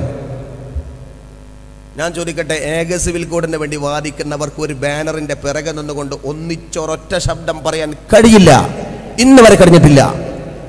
ഏക സിവിൽ കോഡ് വാദികൾക്ക് ഒരു മേശക്ക് ചുറ്റുമിരുന്നുകൊണ്ട്, ഒരു വട്ടമേശക്ക് ചുറ്റുമിരുന്നുകൊണ്ട് ഒരു കോമൺ നിയമം വരി തയ്യാറാക്കാൻ കഴിഞ്ഞിട്ടില്ല. ഒരു കോമൺ വാദം ഉച്ചരിക്കാൻ കഴിയാത്തവർക്കാണോ ഒരു കോമൺ സിവിൽ കോഡ് കൊണ്ടുവന്ന് ബഹുസ്വര സമൂഹത്തിന് അടിച്ചേൽപ്പിക്കാൻ ശ്രമിക്കുന്നത്? കഴിയില്ല. ഏക സിവിൽ കോഡ് ഏക സിവിൽ കോഡ് വരുമെന്ന് പറയുന്ന വാദം കോഴിക്ക് മുല വരുമെന്ന് പറയുന്ന വാദം പോലെയാണ്, നടക്കാത്ത കാര്യമാണ്. എന്ത് ഏക സിവിൽ കോഡ്? ഇവർക്ക് തന്നെ ഒരു പൊരുത്തല്ല. ഇവർക്ക് നമ്മളോട് പറയുമ്പോൾ ഏക സിവിൽ കോഡ് ഞങ്ങൾ അങ്ങനാക്കും ഇങ്ങനാക്കും ചേമ്പാക്കും. പക്ഷെ ഇവർ പൊരുത്തപ്പെടാത്ത വൈരുദ്ധ്യങ്ങളുടെ, സംഘടനകളുടെ, സംഘർഷങ്ങളുടെ, എതിർപ്പുകളുടെ, വിരോധാഭാസത്തിന്റെ കലവറകൾക്ക് എന്ത് ഏക സിവിൽ കോഡ്? അതുകൊണ്ട് ഞങ്ങളോട് ഏറ്റുമുട്ടാൻ അപ്പുറത്ത് നിന്നിട്ട് ഇങ്ങനെ ഇസ്ലാം ഇസ്ലാം ശരീഅത്ത് പെണ്ണ് ബഹുഭാര്യത്വം തൊലാക്ക് എന്നിങ്ങനെ പറയാൻ നിൽക്കണ്ട. പകരം കൊണ്ടുവരാവുന്ന സംവിധാനത്തെ കുറിച്ചുകൊണ്ട് ഏകീകരണം നിങ്ങൾ ആദ്യം ഉണ്ടാക്കുക. എന്നിട്ട് മതി ഞങ്ങളുടെ തൊലാഖിനെതിരെ ശബ്ദിക്കാൻ, എന്നിട്ട് മതി ഇസ്ലാമിന് നേരെ കുതിര കയറാൻ. നിങ്ങൾക്ക് കൊണ്ടുവരാൻ ഇന്നവരെ കഴിഞ്ഞിട്ടില്ല, ലോകാവസാനം വരെ കഴിയുകയുമില്ല. കാരണം ഒരുത്തൻ പറയുമ്പോൾ വേറൊരുത്തൻ വേറെ വർത്താനാണ്. അതുകൊണ്ട് ഏക സിവിൽ കോഡിന്റെ കാര്യത്തിൽ ഞങ്ങൾക്ക് നേരെ ഒന്നും വെക്കണ്ട. മഹാനായ ഗുലാം മഹ്മൂദ് ബനാത്തുവാല സാഹിബ് പാർലമെന്റിൽ അതിശക്തമായി പണ്ട് പറഞ്ഞൊരു വർത്താനുണ്ട്. ഞാനതിനെ അനുസ്മരിച്ചുകൊണ്ട് പറയുന്നു. ഒരു ഡെമോക്രസിന്റെ വാള് പോലെ ഭരണഘടനയിൽ മുസ്ലിം ന്യൂനപക്ഷത്തിന് നേരെ തൂങ്ങി നിൽക്കുന്ന ഏക സിവിൽ കോഡ് എന്ന മാർഗനിർദ്ദേശക തത്വത്തിന്റെ ആ വാദം മുസ്ലിം സമുദായത്തിന് നേരെ ഉപയോഗിക്കരുത്, അല്ലെങ്കിൽ ഏക സിവിൽ കോഡ് എടുത്തു മാറ്റണം. അതാ ഞങ്ങളുടെ വാദം. അതൊരിങ്ങനെ എടുക്കെടുക്ക് ഇങ്ങനെ പറഞ്ഞുകൊടുക്കുക, പുട്ട് തേങ്ങടുന്ന മാതിരി ചില ആളുകൾക്കൊക്കെ ഇതൊരു ഏർപ്പാടാണ്. ഏക സിവിൽ കോഡ്, ഏക സിവിൽ കോഡ്. എന്തിനാണതവിടെ? ആർക്കാണതിന് ആവശ്യം? മുസ്ലിമീങ്ങൾ തൊലാഖിനെ പ്രോത്സാഹിപ്പിച്ചു എന്ന് ആരാ പറഞ്ഞത്? ഇസ്ലാമിൽ തൊലാഖുണ്ട്. ഇസ്ലാമിലെ തൊലാഖ് എപ്പോഴാ പറഞ്ഞത്? നിങ്ങൾക്ക് മാലിന്യ കമ്മിറ്റീൻ്റെ ആൾക്കാരല്ലേ? നമ്മുടെ പരിസരത്തുമൊക്കെ വിവാഹത്തിന്റെ പേരിൽ സ്ത്രീകളും പുരുഷന്മാർ തമ്മിൽ തെറ്റാറില്ലേ? ആരാ പെട്ടെന്ന് തൊലാഖെല്ലാം പറയുന്നത്? പെട്ടെന്ന് തൊലാഖ് ചെല്ലുന്ന വീരന്മാരുണ്ട്. അവരെ നിയമത്തിന്റെ മുമ്പിൽ കൊണ്ടുവന്ന് ശിക്ഷിക്കാൻ മഹൽ ജമാഅത്ത് ഒരുക്കമാണ്. അതിനാണ് ക്രിമിനൽ പ്രൊസീജിയർ ഭരണഘടനയിൽ. അനുസരിച്ച് കേസ് കൊടുക്കണം. അല്ല, ഞാൻ ചോദിക്കട്ടെ, ഇവിടെ മുസ്ലിമീങ്ങളായ ചില ആൾക്കാരുണ്ടല്ലോ, പേര് പറയുന്ന ചില സംഘടനകളുണ്ട്. അവർ പറയുന്നു മുത്തലാഖ് നിരോധിക്കണം, മുത്തലാഖ് നിരോധിക്കണം. അല്ല, മുത്തലാഖ് പറയുന്നവർ എന്തിനാ പറയുന്നത്? ഞങ്ങൾ പറയുന്ന മുത്തലാഖ് അവിടെ നിന്നോട്ടേൻ, ഞങ്ങൾ പറയുന്നു തൊലാഖ് അവിടെ നിന്നോട്ടേൻ, ഞങ്ങൾ പറയുന്ന വിവാഹം ഇസ്ലാമികമായി അവിടെ നിന്നോട്ടേൻ. അത് പറ്റാത്ത ആളുകളെ മേലിൽ ഞങ്ങൾ വെച്ച് കെട്ടുന്നില്ല. അതിഷ്ടമില്ലാത്ത ആളുകൾക്ക് ഈ മതത്തിന്റെ നിയമാവലി സ്വീകരിച്ചു എന്നവർ നിസ്കാരം, നോമ്പ്, ഹജ്ജ്, സക്കാത്തൊക്കെ ഞങ്ങൾ ഇസ്ലാമായിക്കൊള്ളാം, പക്ഷെ വിവാഹം, സ്വത്തവകാശം, വിവാഹമോചനം, മുത്തലാഖും ഞങ്ങൾക്ക് വേണ്ട. ഭരണഘടന മുഹമ്മദല്ലോ അനുസരിച്ചുകൊണ്ട് നമുക്ക് ജീവിക്കാൻ കഴിയില്ല. അതുകൊണ്ട് ഞങ്ങൾക്ക് വഴി കണ്ടെത്താൻ വേണ്ടി കോടതി സമീപിക്കുന്ന സമയത്ത് അവർക്ക് അനുകൂലമായി കൊടുക്കുന്ന വിധിയുണ്ടല്ലോ, ആ നിയമമാണ് special marriage act. Special marriage act അവിടെയുണ്ട്. അപ്പോൾ ഒരു മുസ്ലിമായ ആണിനും ഒരു മുസ്ലിമായ പെണ്ണിനും തോന്നുന്നുണ്ട്, ഒരു ഭാര്യയും ഭർത്താവും കൂടി ടി വിയിലെ ചർച്ച കണ്ടു. ചർച്ചെല്ലാം കൂടി ഇങ്ങനെ പെരുമ്പറ കൊട്ടുന്ന സന്ദർഭത്തിൽ മുസ്ലിമുകളുടെ ഭാഗമൊക്കെ പറയുന്ന ചാനൽ അതൊക്കെ കട്ട് ചെയ്യാണ്, കത്രിക വെക്കുകയാണ്. ഇസ്ലാമിക വിരുദ്ധർ മുഴുവനും പറയുന്ന അമീര് ചന്നമംഗലൂരും അണ്ടനടകോടാദികളും ഒക്കെ പറയുന്നത് ഇങ്ങനെ പെരുപ്പിച്ച് പറഞ്ഞപ്പോൾ ഈ ഭാര്യയും ഭർത്താവിനും പഠിച്ചവനെ ഇതാണ് മുത്തലാഖ് എന്നാ വേണ്ടതിന് കേട്ടോ, ഇതാണോ മുത്തലാഖ്, ഇതാണോ ശരീഅത്ത്, ഇതാണ് മുഹമ്മദല്ലോ, ഇതാണ് ഇസ്ലാമിക് ആക്ട്, അങ്ങനാണെങ്കിൽ അത് ഞങ്ങൾക്ക് വേണ്ട എന്നൊരു ഭാര്യയ്ക്കും ഭർത്താവിനും തീരുമാനിച്ചാൽ കോടതിയിൽ പോയിട്ട് ഞങ്ങൾക്ക് ആ മുത്തലാഖ് അനുസരിച്ച് കൊണ്ട് കേസിൽ വിധി പറയേണ്ട കാര്യമില്ല, ഞങ്ങൾക്ക് വേറെ എന്തെങ്കിലും വകുപ്പുണ്ടോ എന്ന് ചോദിച്ചാൽ ഭരണഘടനയിൽ നിന്നുകൊണ്ട് ആ വകുപ്പ് ഉയർന്നു വരും. അതാണ് സ്പെഷ്യൽ മാരേജ് ആക്ട്. ആ സ്പെഷ്യൽ മാരേജ് ആക്ട് പ്രകാരം കേസ് ഫയൽ ചെയ്യാം, വക്കീൽ വാദിക്കും, ജഡ്ജിക്ക് വിധി പറയാം. മുത്തലാഖ് വേണ്ടെന്ന് നിങ്ങൾ രണ്ടു കൂട്ടരും തീരുമാനിച്ചാൽ ഒരു കുഴപ്പവും അവിടെയില്ല. ഇനി ആ കൂട്ടൽ കൊണ്ട് ഒരു കൂട്ടർ പറയുന്നു മുത്തലാഖ് വേണ്ട, മറ്റുള്ളവർ മുത്തലാഖ് വേണം. അത് അപകടമാണോ, ബുദ്ധിമുട്ടാണോ, പ്രശ്നമാണോ, പ്രതിസന്ധിയാണോ? അങ്ങനെ തോന്നുന്നെങ്കിൽ അത് വേണ്ടാത്ത വിധത്തിൽ തൊലാഖ് ചൊല്ലിയതാണെങ്കിൽ, നിയമം പാലിക്കാതെ തൊലാഖ് ചൊല്ലിയതാണെങ്കിൽ, വിദേശത്തുള്ള ഭർത്താവ് നാട്ടിലെ പെണ്ണിന്റെ കഥകൾ ആരോ പറഞ്ഞത് കേട്ടുകൊണ്ട് വാട്സപ്പിലും ഫേസ്ബുക്കിലും ഇമെയിലും ഞാൻ നിന്നെ മൂന്നും ചൊല്ലി ഒഴിവാക്കി എന്ന് പറയുന്ന ക്രൂര മനസ്സ് വെച്ചുകൊണ്ടാണ് ഒരു ഭർത്താവ് ചൊല്ലിപ്പിരിച്ചതെങ്കിൽ ആ മനുഷ്യനെ കോടതിയിൽ ചോദ്യം ചെയ്തുകൊണ്ട് തുറങ്കിലടക്കാനും ഫൈൻ ഈടാക്കാനും ലക്ഷങ്ങൾ കണ്ടുകെട്ടാനും രാജ്യത്തിന്റെ നിയമാവലി പറയുന്ന നിയമമാണ് കോഡ് ഓഫ് ക്രിമിനൽ പ്രൊസീജിയർ. 1973 രാജ്യത്തിന്റെ നിയമത്തിന്റെ പ്രാബല്യത്തിൽ വന്ന നിയമമാണത്. ആ നിയമം വെച്ചൊരു പെണ്ണിന് തന്റെ ഭർത്താവിനെ ചോദ്യം ചെയ്യാം. മര്യാദക്കല്ലാതെ തൊലാഖ് ചൊല്ലിയാൽ, നിയമം വിട്ടുകൊണ്ട് തൊലാഖ് ചൊല്ലിയാൽ അത് പീഡനത്തിനെതിരെ കേസ് കൊടുത്തുകൊണ്ട് ക്രിമിനൽ കുറ്റത്തിന്റെ പേരിൽ ഭർത്താവിനെ ശിക്ഷിക്കാൻ, നിയമ നടപടി സ്വീകരിക്കാൻ ഒരു പെൺകുട്ടിക്ക് അവകാശമുണ്ട്. അതിനെല്ലാ പെൺകുട്ടിക്ക് അവകാശമുണ്ട്. അത് മുസ്ലിം കുട്ടിക്ക് മാത്രം ഇല്ലാതാവില്ല. വിവാഹത്തിലൂടെ തന്നെ രണ്ടു കൂട്ടർക്കും ഒരുമിച്ച് കിട്ടേണ്ട വ്യക്തി നിയമത്തിൽ ശരീഅത്ത് വേണ്ടാന്ന് തോന്നിയാൽ അവർക്ക് മാരേജ് ആക്ട് ഉപയോഗപ്പെടുത്താം. അതൊന്നുമല്ല, ഇയാളൊന്ന് ശിക്ഷിക്കണം, ഈ ക്രൂര മനസ്സുകാരനെ ശിക്ഷിക്കണം എന്ന് തോന്നിയാൽ code of special procedure act അതുണ്ട്, അത് സ്വീകരിക്കാം. ഇതൊക്കെ ഉണ്ടായിട്ടും എടോ ഞങ്ങൾ പറയുന്നു ഞങ്ങൾക്ക് മുത്തലാഖിന്റെ നിയമം മതി എന്ന് പറയുമ്പോൾ അത് പറ്റൂല, നിങ്ങൾ കൂടി സ്വീകരിച്ചോളാം എന്ന് പറയുന്നത് ഫാഷിസമാണ്. ഞങ്ങൾ ഇഷ്ടപ്പെടാത്ത പള്ളി ഉസ്താദ് പറയുന്നതല്ല, ഞങ്ങൾ TV ചർച്ചയിൽ കണ്ടതാ ശരി എന്ന് പെൺകുട്ടികൾക്ക് ആൺകുട്ടികൾക്ക് തോന്നുകയാണെങ്കിൽ നിങ്ങൾ വേറെ വഴി നോക്കിക്കോ. അതിന് ഭരണഘടനയിൽ വകുപ്പില്ലാത്തതില്ലല്ലോ. പക്ഷെ വകുപ്പുള്ള വകുപ്പ് അത് വേണം. പള്ളി ഉസ്താദ് പറയുന്നതാ ശരി, ഖാലി പറയുന്നതാ ശരി, സമസ്ത മുശാവറ പറയുന്നതാ ശരി, കിതാബ് ഓതിയതാ അതാ ശരി, ഖുർആൻ പറയുന്നതാ ശരി, ഹദീസ് പറയുന്നതാ ശരി എന്ന് പറയുന്ന ഞങ്ങൾക്ക് അതനുസരിച്ചുകൊണ്ട് നാളെ പരലോകത്തെ പടച്ച റബ്ബിന്റെ മുമ്പിൽ സ്വർഗം കിട്ടണം, നരകത്തിലേക്ക് പോകാൻ കാരണമാകരുത് എന്ന് ഭയപ്പെടുന്ന മുസ്ലിം ഉമ്മത്തിന് ജീവിക്കാനുള്ള സ്വാതന്ത്ര്യം വേണ്ടേ? ആ സ്വാതന്ത്ര്യം വകവെച്ച് തരണമെന്ന് ഞങ്ങൾ പറയുന്നുള്ളൂ. അത് പറയുമ്പോൾ അത് പറ്റൂല, നിങ്ങളും കൂടി ഇത് സ്വീകരിച്ചോളാം എന്ന് പറഞ്ഞാൽ ഞങ്ങൾക്ക് ഒരൊറ്റ വാക്കിൽ പോയി പണി നോക്ക് എന്നതേ പറയാനുള്ളൂ. അത് അംഗീകരിക്കാൻ ഞങ്ങൾ കഴിയില്ല. നിന്റെ കിച്ചണിൽ എന്ത് വേവണം, നിന്റെ ബെഡ്റൂം, നിന്റെ ഡൈനിങ് ടേബിളിൽ എന്ത് വിളമ്പണം, നിന്റെ വയറിൽ എന്ത് കടിക്കണം എന്ന് ഭക്ഷണ ഫാസിസം ഉണ്ടല്ലോ, അതാണ് ഗോവധ നിരോധനത്തിലെ നരേന്ദ്രമോദിയുടെ നിലപാടെങ്കിൽ നീ എന്താരാധിക്കണം, നീ എന്തനുഷ്ഠിക്കണം, നീ എന്താചരിക്കണം, അത് ഞാൻ തീരുമാനിക്കുമെന്ന് പറയുന്ന ആ മറ്റേ ഫാസിസം അതും നരേന്ദ്രമോദിയുടേതാണ്. സ്വീകരിക്കാൻ മനസ്സില്ല. എന്തിനാണ് ആചാരം അനുഷ്ഠാനം? അത് ഞങ്ങൾക്ക് ഞങ്ങളുടെ മനമനുസരിച്ചില്ലേ? ഔദാര്യമല്ലല്ലോ, അവകാശമല്ലേ. അതാരും തന്നെ ഔദാര്യം മനസ്സിലാക്കണ്ട. ഞങ്ങളും സ്വാതന്ത്ര്യ സമരത്തിൽ പങ്കെടുത്ത ആളുകളാ, ഞങ്ങൾ ഈ മണ്ണിൽ ജനിച്ചവരാ. ഞങ്ങളുടെ പൊക്കിൽ കൊടിയും വീണിൽ ലയിച്ച് ചേർന്നത് ഈ മണ്ണിലാണ്. ഈ മണ്ണ് ഒരാളുടെയും തറവാടല്ല, രാജ്യക്കാരന്റെ അഭിമാന മണ്ണാണ് ഈ മണ്ണ്. ഈ മണ്ണിൽ ഞങ്ങൾ ജീവിക്കുമ്പോൾ ഞങ്ങൾക്ക് ഞങ്ങളുടെ മതം അനുസരിച്ചുകൊണ്ട് ജീവിക്കണ്ട എന്ന് പറയാൻ നിനക്കെന്താ അവകാശം? അതിൻ്റെ ആ അവകാശത്തിനെതിരെ കടക്കൽ കത്തിവെച്ചുകൊണ്ട് നിയമം കൊണ്ടുവന്നാൽ മുസൽമാന്റെ കൊക്കിൽ ജീവനുള്ള കാലത്തോളം പ്രതിരോധിക്കുക തന്നെ ചെയ്യും. ആ സമരമാണ് സമസ്ത നടത്തുന്നത്. ആ സമരത്തിൻ്റെ കൂടെ നിൽക്കണ്ടേ? എല്ലാവരും കൂടി ഒന്നിച്ച് സമരം നടക്കുമ്പോൾ ചില പാരപ്പണി ചെയ്യുന്ന ആൾക്കാരുണ്ട്.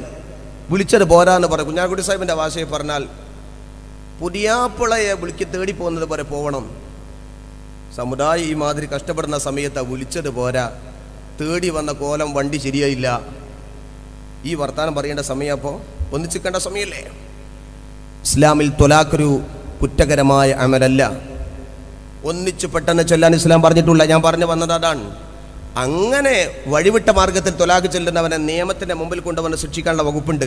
അത് തേടണം. ഇനി പോരായ്മയുണ്ടെങ്കിൽ നിലവിലുള്ള നിയമത്തിൽ എന്തെങ്കിലും ക്രൂര മനസ്സിൻ്റെ ഉടമകളെ കറിയിലുപ്പില്ലാത്തതിൻ്റെ പേരിൽ ഭാര്യയെ മൂന്നും ചൊല്ലി പിരിച്ചു എന്ന് പറയുന്ന പുരുഷനെ നിയമത്തിന്റെ മുമ്പിൽ കൊണ്ടുവന്നുകൊണ്ട് ശിക്ഷിക്കാൻ നിലവിലുള്ള നിയമം പോരാ എന്ന അഭിപ്രായമുണ്ടെങ്കിൽ അതിന് നിയമ നിർമ്മാണം ഉണ്ടാക്കട്ടെ. അതിനല്ലേ രാജ്യത്തിന്റെ നിയമനിർമ്മാണ സഭകൾ? അതിന് വേണ്ടി വെച്ചോട്ടെ. പക്ഷെ ശരീഅത്തിന്റെ കാര്യത്തിൽ എന്തെന്നാണ് ഇല്ലായ്മ ചെയ്യാൻ പോകുന്നത്? അതിന് വേറെ നിയമം വേണം. ക്രിമിനൽ നിയമം വേറാണ്, സിവിൽ നിയമം വേറാണ്. ഞങ്ങൾ ക്രിമിനൽ നിയമം അംഗീകരിക്കുന്നവരാ. ഇന്ത്യയുടെ ക്രിമിനൽ നിയമം പാടില്ല എന്ന് ഞങ്ങൾ പറയില്ല, ഞങ്ങളത് അംഗീകരിക്കും. പക്ഷെ അത് രാജ്യത്തിൻ്റെതാണ്. ഇത് വ്യക്തിയുമായി ബന്ധപ്പെട്ട രണ്ടും രണ്ടാണ്. അല്ലാഹു തആല പറയുന്നത് ഭാര്യ ഭർത്താക്കന്മാർ തമ്മിൽ എന്തെങ്കിലും പിണക്കം വന്നാൽ വല്ലാത്തി തഖാഫൂന നുശൂസഹുന്ന ഫഇലൂഹുന്ന, ഭാര്യ ഭർത്താക്കന്മാരുടെ പിണക്കം വന്നു കഴിഞ്ഞാൽ അവരെ പരസ്പരം സതുപദേശം കൊണ്ട് നന്നാക്കട്ടെ. ഭർത്താവ് ഭാര്യയെ നന്നായി ഉപദേശിക്കട്ടെ. ഒന്നാമത്തെ സ്റ്റേജ് അങ്ങനെയാണ്. അതുകൊണ്ടും ഫലം ചെയ്യുന്നില്ലെങ്കിൽ ഫഹ്ജുറൂഹുന്ന ഫിൽ മലാജിഇ, ഭർത്താവ് ഭാര്യയെ കിടപ്പറയിൽ നിന്നുകൊണ്ട് ബഹിഷ്കരിക്കട്ടെ. രണ്ടാമത്തെ ട്രീറ്റ്മെന്റ് കൊണ്ട് ഫലമില്ലെങ്കിൽ വദ്രിബൂഹുന്ന, ഭർത്താവ് ഭാര്യയെ പൊട്ടും പൊളിയുമില്ലാതെ ആയുധം ഉപയോഗിക്കാതെ ഒന്ന് ചെറിയ വിധത്തിൽ ഒന്ന് അടിക്കട്ടെ. അങ്ങനൊക്കെ ഖുർആന്റെ ബയാൻ. മൂന്നെണ്ണ ആദ്യം പറഞ്ഞ ഖുർആൻ. ഒന്ന് സതുപദേശം, രണ്ട് മാനസിക ട്രീറ്റ്മെന്റ്, മൂന്ന് ശാരീരിക ട്രീറ്റ്മെന്റ്. അത് മൂന്നും കഴിഞ്ഞിട്ടും ഫലമുണ്ടാകുന്നില്ല. അത് മൂന്ന് കൊണ്ടും ഫലമില്ലാത്ത അവസ്ഥ വന്നാൽ ത്വലാഖെല്ലാം പാടില്ല. പെണ്ണിനെ ഉപദേശിച്ച് നോക്കി, കിടപ്പറയിൽ ബഹിഷ്കരിച്ച് നോക്കി, അടിച്ചു നോക്കി, എന്നിട്ടും അവൾ നന്നാവുന്നില്ല. എന്നിട്ട് ഇസ്ലാം പറയുന്നത് എന്താ? ത്വലാഖെല്ലാനല്ല.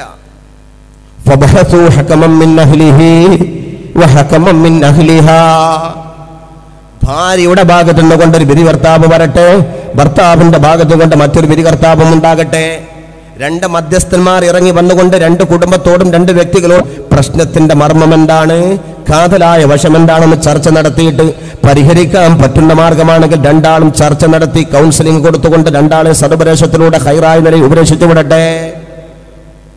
അതുകൊണ്ട് സുൽഹാണ് ഖൈർ എന്ന് ഖുർആൻ പറയുന്നു. പക്ഷേ എന്നിട്ടും ഫലിക്കാതെ വന്നാൽ അവരുടെ വിഷയം എന്താണെന്ന് കണ്ടെത്തിയതിന്റെ ശേഷം രണ്ട് മധ്യസ്ഥന്മാർക്ക് തീരുമാനമെടുക്കാം. വിവാഹമോചനമാണ് കരണീയം.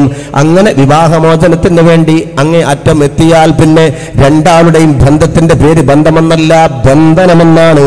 ആ ബന്ധനം അവിടെ തന്നെ നിൽക്കട്ടെ എന്ന് പറഞ്ഞാൽ ഒരുപക്ഷെ ഒരാൾ ആത്മഹത്യയിലേക്ക് പോവേണ്ടി വരും, അല്ലെങ്കിൽ മറ്റൊരാൾ കൊലപാതകത്തിലേക്ക് കലാശിപ്പിക്കേണ്ടി വരും. അത് രണ്ടിന്റെയും വടി കൊടുക്കാതെ സ്വതന്ത്രമായി ജീവിക്കാൻ വേണ്ടി രണ്ടാളെയും തുറന്നു വിട്ടോ. ഈ പെണ്ണ് മറ്റൊരു ഭർത്താവിന്റെ കൂടെ പോയിക്കോട്ടെ, ഇവന് മറ്റൊരു ഭാര്യയെ സ്വീകരിച്ചോട്ടെ, നന്നായി ജീവിച്ചു കൊള്ളട്ടെ. വിവാഹ ബന്ധം വേർപ്പെടുത്തിക്കൊണ്ട് അവർ മറ്റൊരു വിവാഹത്തിലേക്ക് പോകുന്നില്ലെങ്കിൽ പുനരാലോചന നടത്താൻ കഴിയുന്ന വഴി ഒന്നും രണ്ടും സ്റ്റേജുകളാണ്.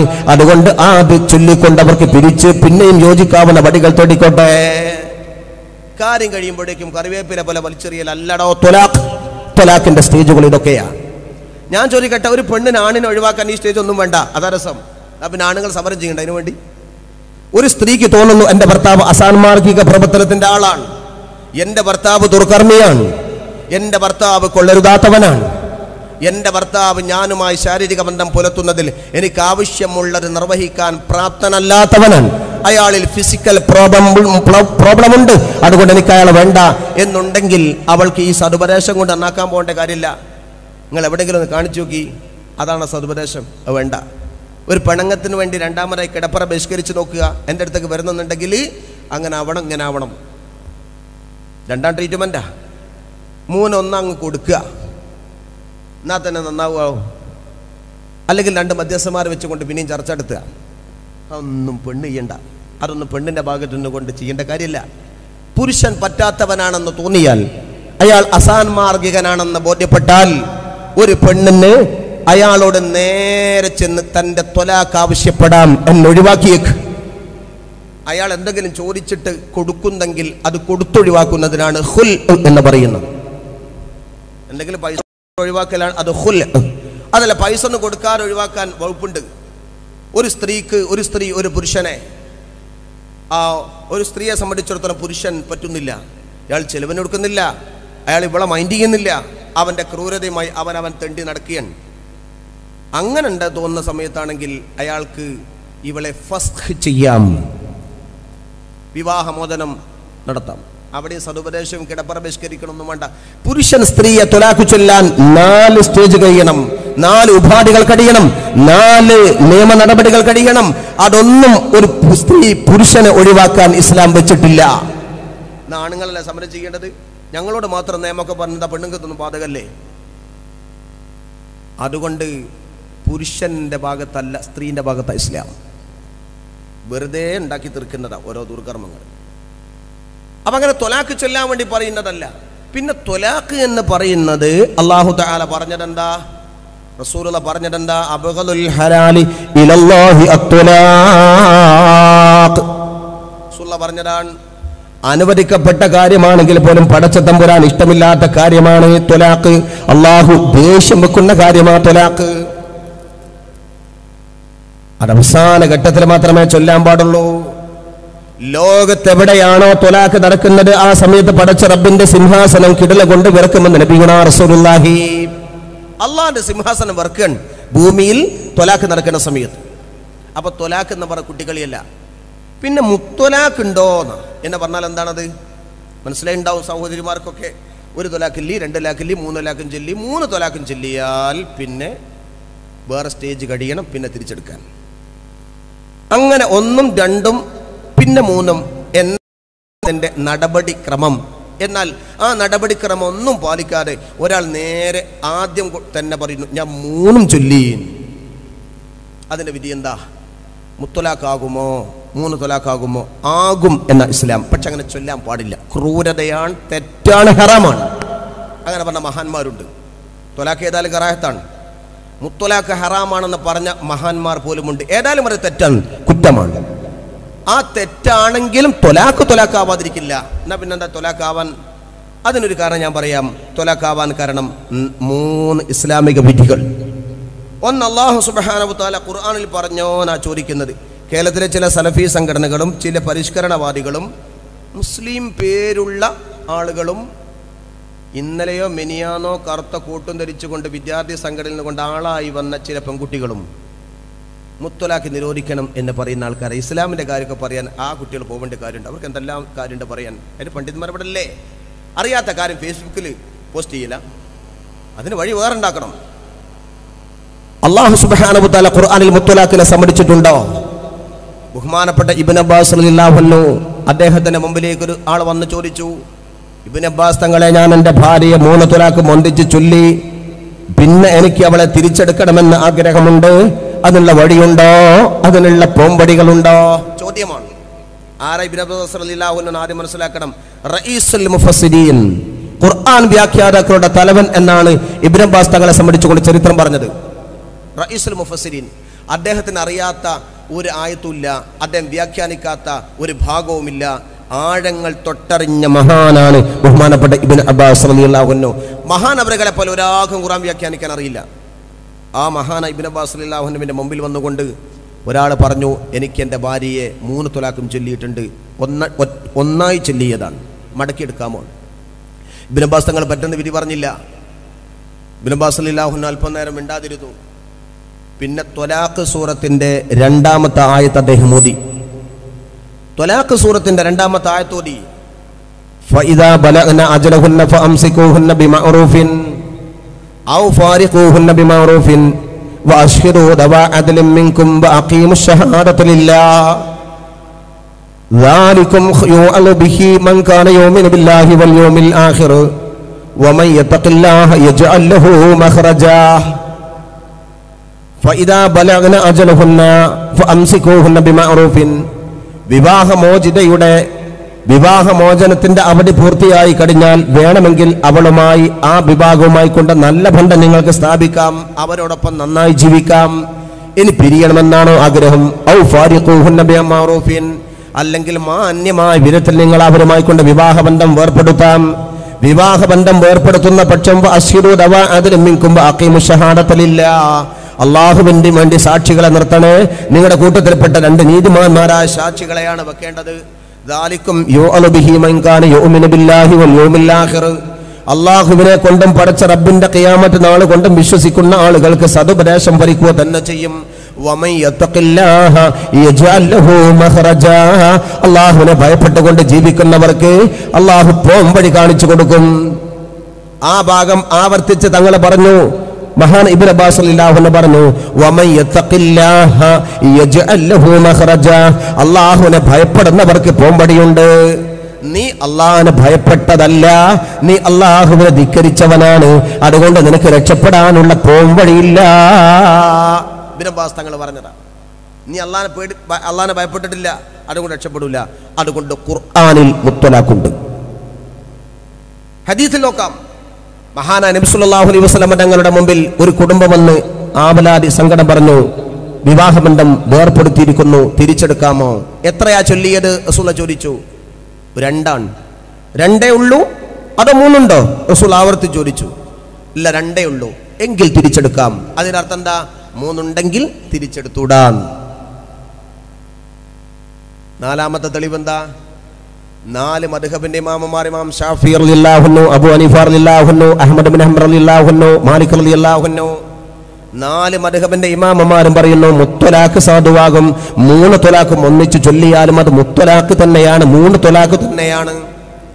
ഒരൊറ്റ മദ്ഹബിൽ പറഞ്ഞാൽ മതി ഒരു മുസ്ലിമിന് അമലെടുക്കാൻ. പക്ഷെ ഇത് 4 മദ്ഹബിലാണ്.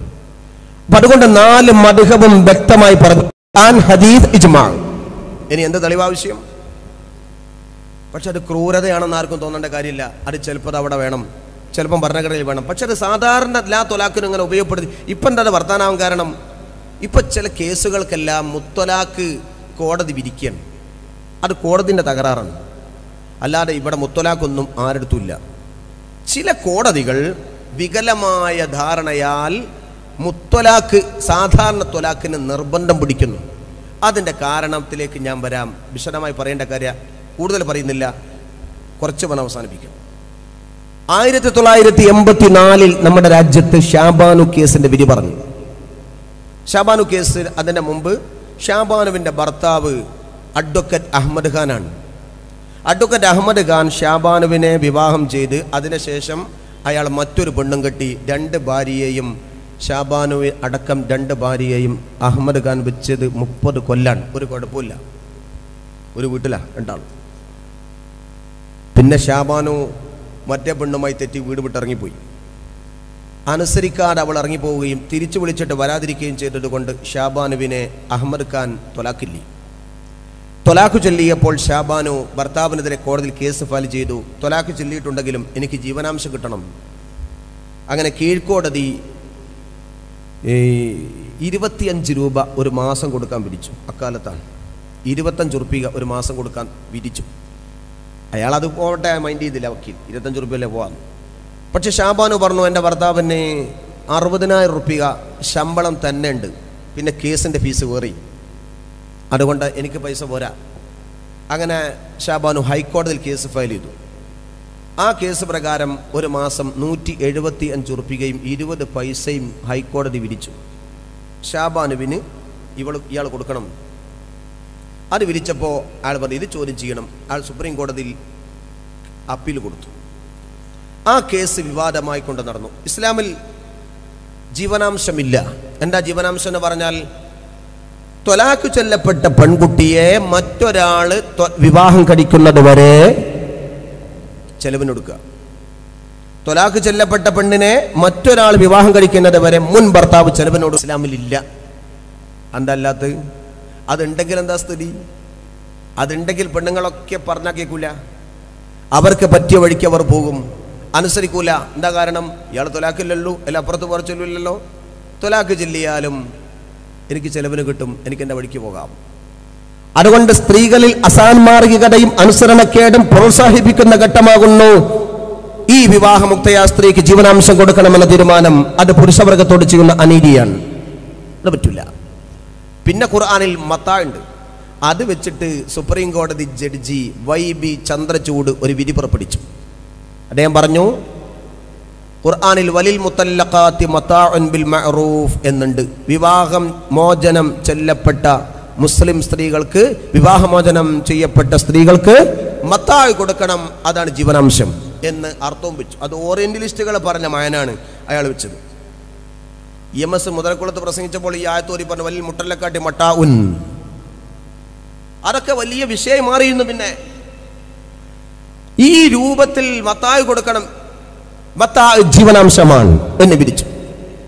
ആ വിധിയാണ് വിവാദമുണ്ടായത്.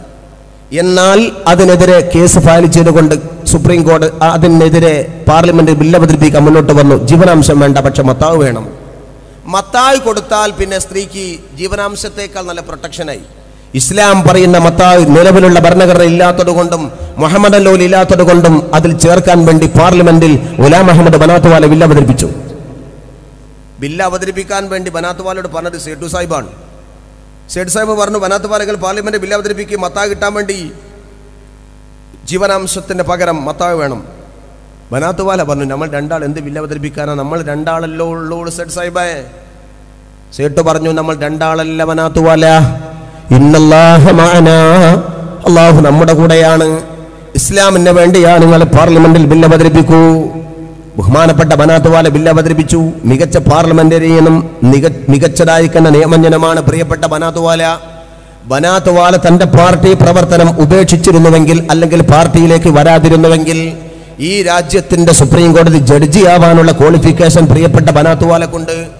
നിയമജ്ഞനാണ്, മികച്ച പാർലമെന്റേറിയനാണ്, ഫ്ലുവന്റ് ഇംഗ്ലീഷാണ്, എല്ലാ നിയമങ്ങളും പഠിച്ച ആളാണ്. ബനാത്തുവാല ബില്ല് അവതരിപ്പിച്ചു, നല്ല ബില്ലാണ്. ആ ബില്ലിന്റെ ചർച്ചയിൽ പങ്കെടുത്തുകൊണ്ട് സേട്ടു സാഹിബ് പ്രസംഗിക്കുകയാണ്. സേട്ടു തൻ മഹാനായ വിശുദ്ധമായിരിക്കുന്ന ഖുർആൻ പൊക്കി പിടിച്ചുകൊണ്ട് പാർലമെന്റിൽ പ്രസംഗിക്കുമ്പോൾ കോൺഗ്രസിന്റെ പ്രഗത്ഭനായിരിക്കുന്ന അന്നത്തെ ആരിഫ് ഖാൻ എഴുന്നേറ്റുകൊണ്ട് പറഞ്ഞു, ഇബ്രാഹിം സുലൈമാൻ, നിങ്ങൾ രാജ്യത്തിന്റെ ഭരണഘടന നിർമ്മാണ സഭയിലാണ് നിൽക്കുന്നത്, അതുകൊണ്ട് നിങ്ങൾ ഖുർആൻ പൊക്കിപ്പിടിക്കാൻ പാടില്ല.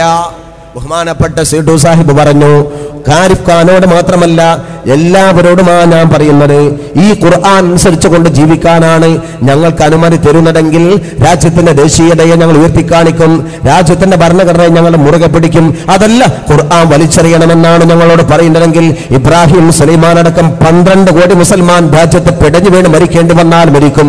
അത് കേട്ട സമയത്ത് മഹാനായ സയ്യിദ് ഷഹാബുദ്ദീൻ ജനതാ പാർട്ടിയുടെ പ്രതിനിധി നേതൃത്വം പറഞ്ഞു, സേട്ടു അത് ഒറ്റപ്പെട്ട ശബ്ദമല്ല, അത് ഇന്ത്യൻ മുസൽമാന്റെ ശബ്ദമാണ്, ഞാനുണ്ട് അതിന്റെ കൂടെ. 9 എംപിമാർ കൈപൊക്കി. അത് കഴിഞ്ഞ് പുറത്തിറങ്ങി സേട്ടു മനാത്ത് വാലയും സയ്യിദ് ഷഹാബുദ്ദീനും വൈസിയൊക്കെ കൂടി പറഞ്ഞു, ഇതുപോരാ, നമുക്ക് പണ്ഡിതന്മാരെ രംഗത്തിറക്കണം. നേരെ അവർ ബഹുമാനപ്പെട്ട ഡൽഹി ഇമാമിനെ പോയി കണ്ടു. ഡൽഹി ഇമാമിനോട് പറഞ്ഞു, നിങ്ങൾ ഈ സമരം ഏറ്റെടുക്കണം എന്ന് പറഞ്ഞു.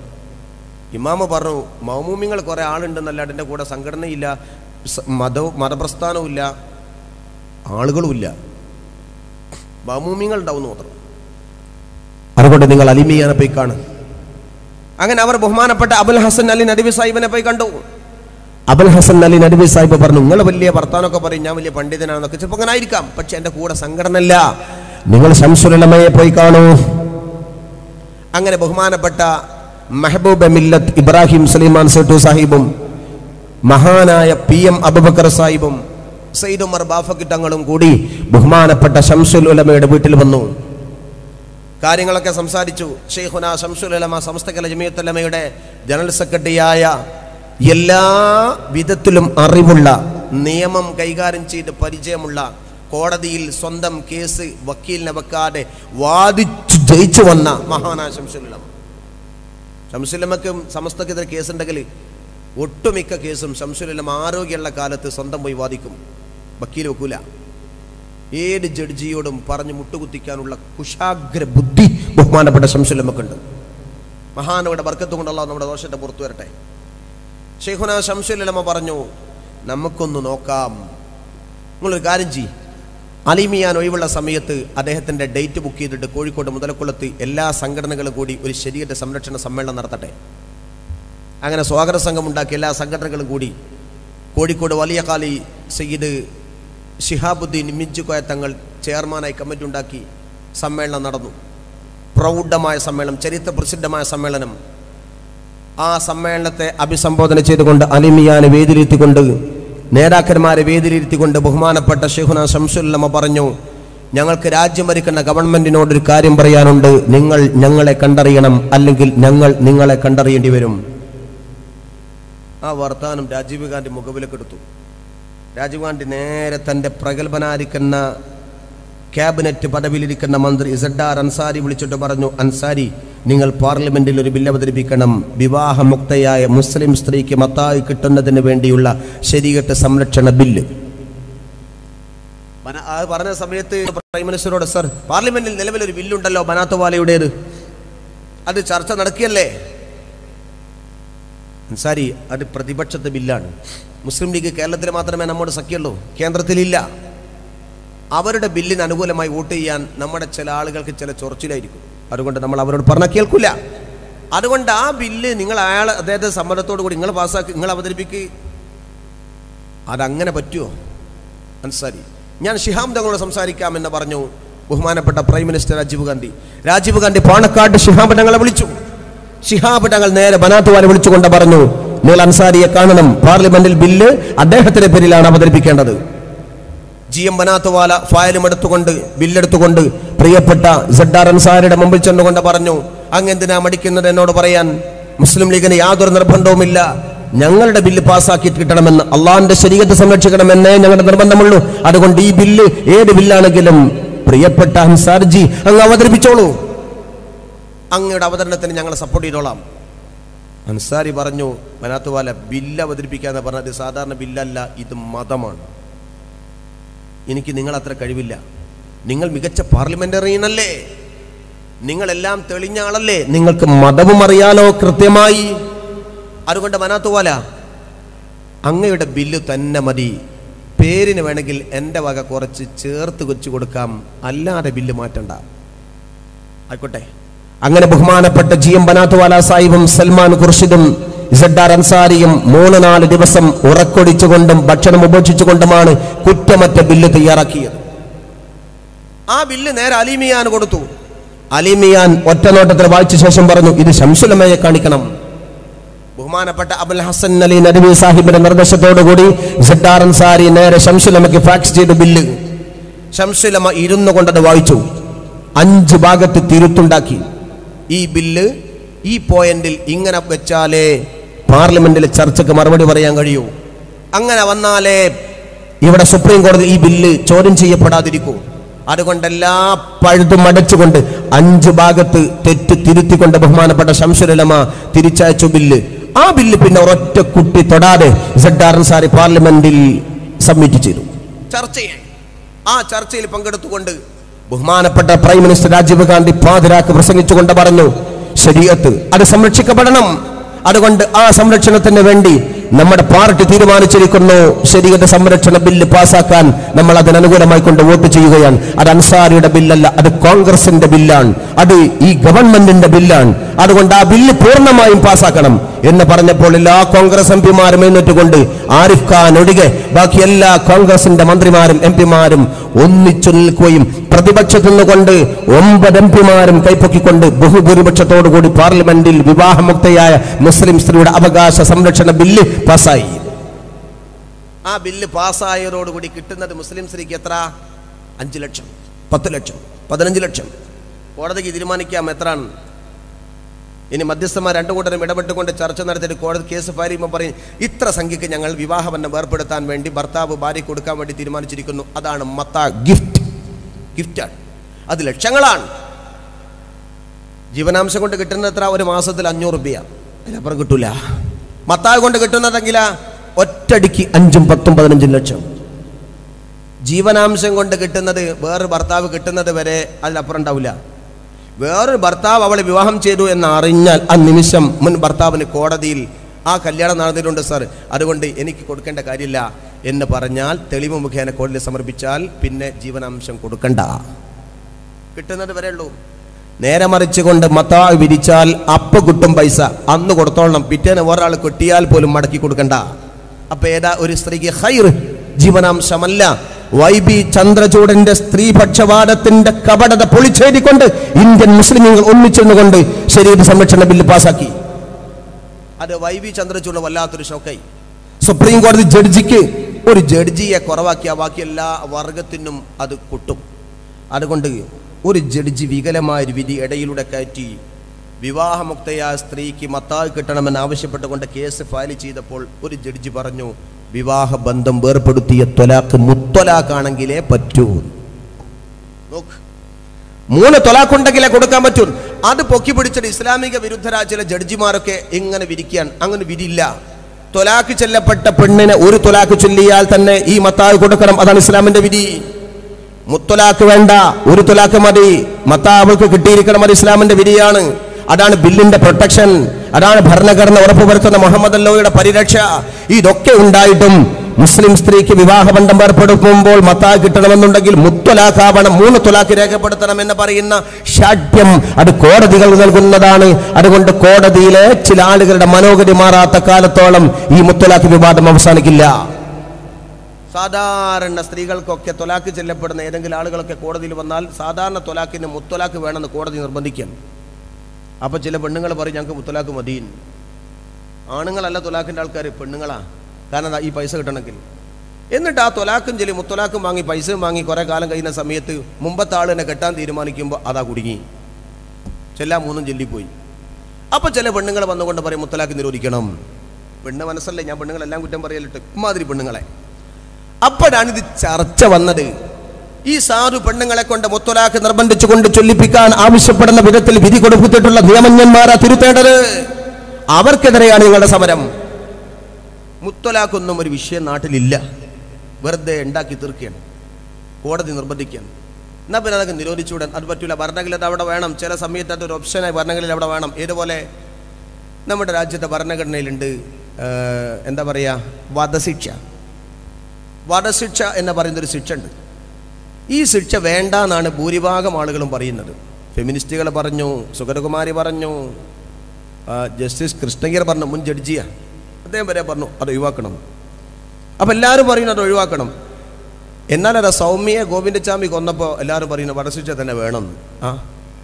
സൗമ്യയെ ഗോവിന്ദച്ചാമി കൊന്നു, അപ്പോൾ പറയാ ആ കാട നിയമം അത് ഇന്നിവിടെ വേണം. അതങ്ങനെ പറയാൻ കാരണമായത് എന്തുകൊണ്ടാണ്?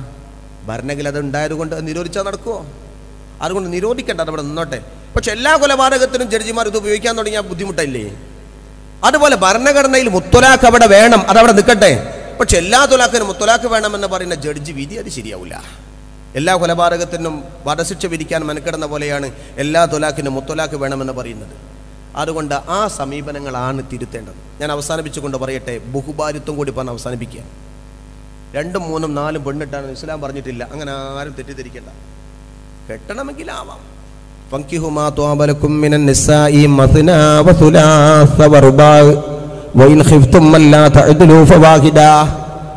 നീ 2 പെണ്ണ് കെട്ടാം, കുഴപ്പമില്ല.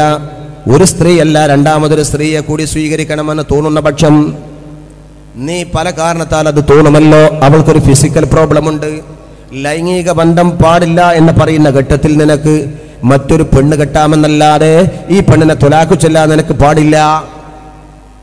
എന്നാൽ നിന്റെ ആഗ്രഹത്തിന്റെ പൂർത്തീകരണത്തിന് വേശ്യാലയത്തെ സമീപിക്കാൻ പാടില്ല, കോൾ ഗേളിന്റെ പിന്നാലെ പോകാൻ പാടില്ല. മാന്യമായി ഒരു പെണ്ണിനെ പരസ്യമായി 2 കെട്ടിക്കോ എന്ന് പറഞ്ഞാൽ 2 കെട്ടണം എന്നല്ല, 5 കെട്ടരുത്, 4 ലിമിറ്റ് ചെയ്തോ, അതും ഇങ്ങനെ മതി എന്നാണ്. വെറുതെ വ്യാഖ്യാനിക്കാൻ പോകണ്ട. അപ്പോൾ ചില ആളുകൾ പറയും അങ്ങനെയാണെങ്കിൽ ബഹുഭാര്യത്വം ഇസ്ലാം പറഞ്ഞിട്ടുണ്ടെങ്കിൽ ബഹുഭർത്തൃത്വം പറയണ്ടേ? ആണുങ്ങളോട് പറഞ്ഞു 4 കെട്ടിക്കോ, എന്നാൽ പെണ്ണുങ്ങളോട് 4 ആണിനെ കെട്ടാൻ പറയണ്ടേ? അതല്ലേ നീതി? നമ്മൾ കേരളത്തിൽ ഒരു ഹൈക്കോടതി ജഡ്ജി, മുസ്ലിം ആ പേര്, ഇവർ കോഴിക്കോട്ട് നിസ എന്ന് പറഞ്ഞ സംഘടന, പെണ്ണുങ്ങളാണൊക്കെ, മുസ്ലിം സ്ത്രീകളാ. ചെറുപ്പക്കാർ പെൺകുട്ടികളെല്ലാം കണ്ടപ്പോൾ ഇയാൾക്ക് തോന്നി ഞാൻ ഇവർക്ക് വേണ്ടി 4 വർത്താനം പറയട്ടെ. മൂപ്പരെ പറഞ്ഞു ബഹുഭാര്യത്വം മാത്രമല്ല ഇസ്ലാമിൽ ബഹുഭർത്തൃത്വവും വേണ്ടേ. അപ്പോൾ പെണ്ണുങ്ങൾ അതിന് അനുകൂലമായി നിൽക്കുമെന്നാണ് വിചാരിച്ചത്. അത് കേട്ട പാടെ പെണ്ണുങ്ങൾ ചാനലിൽ വന്നുകൊണ്ട് പറഞ്ഞു ഇയാൾ എന്താ പറയുന്നത്? മക്കൾ തന്ത ആരാൻ ചോദിച്ചാൽ ഈ ജഡ്ജിക്ക് പോലും ചൂണ്ടിക്കാണിച്ചു കൊടുക്കാൻ പറ്റുമോ എന്ന് പെണ്ണുങ്ങൾ ചോദിച്ചാ. അതുകൊണ്ടാണ് ഇസ്ലാം വന്നത് ബഹുഭർത്തൃത്വം പാടില്ല എന്ന്. പഞ്ചപാണ്ഡവന്മാരുടെ ഭാര്യ കുന്തിദേവിൻ്റെ 5 മക്കളാ, അർജുനൻ, ഭീമൻ, സഹദേവൻ, അങ്ങനെ 5 മക്കളും കൂടി വലിയ ആൾക്കാരാണ്. അവരൊരു പെണ്ണാ കിട്ടിയത്, 5 എണ്ണത്തിന് കൂടി ഒരു പെണ്ണ്. ഓരോ ദിവസം ഓരോരുത്തരാ പോവുക. നീതി പാലിക്കാൻ കഴിഞ്ഞില്ല. എന്താ കാരണം?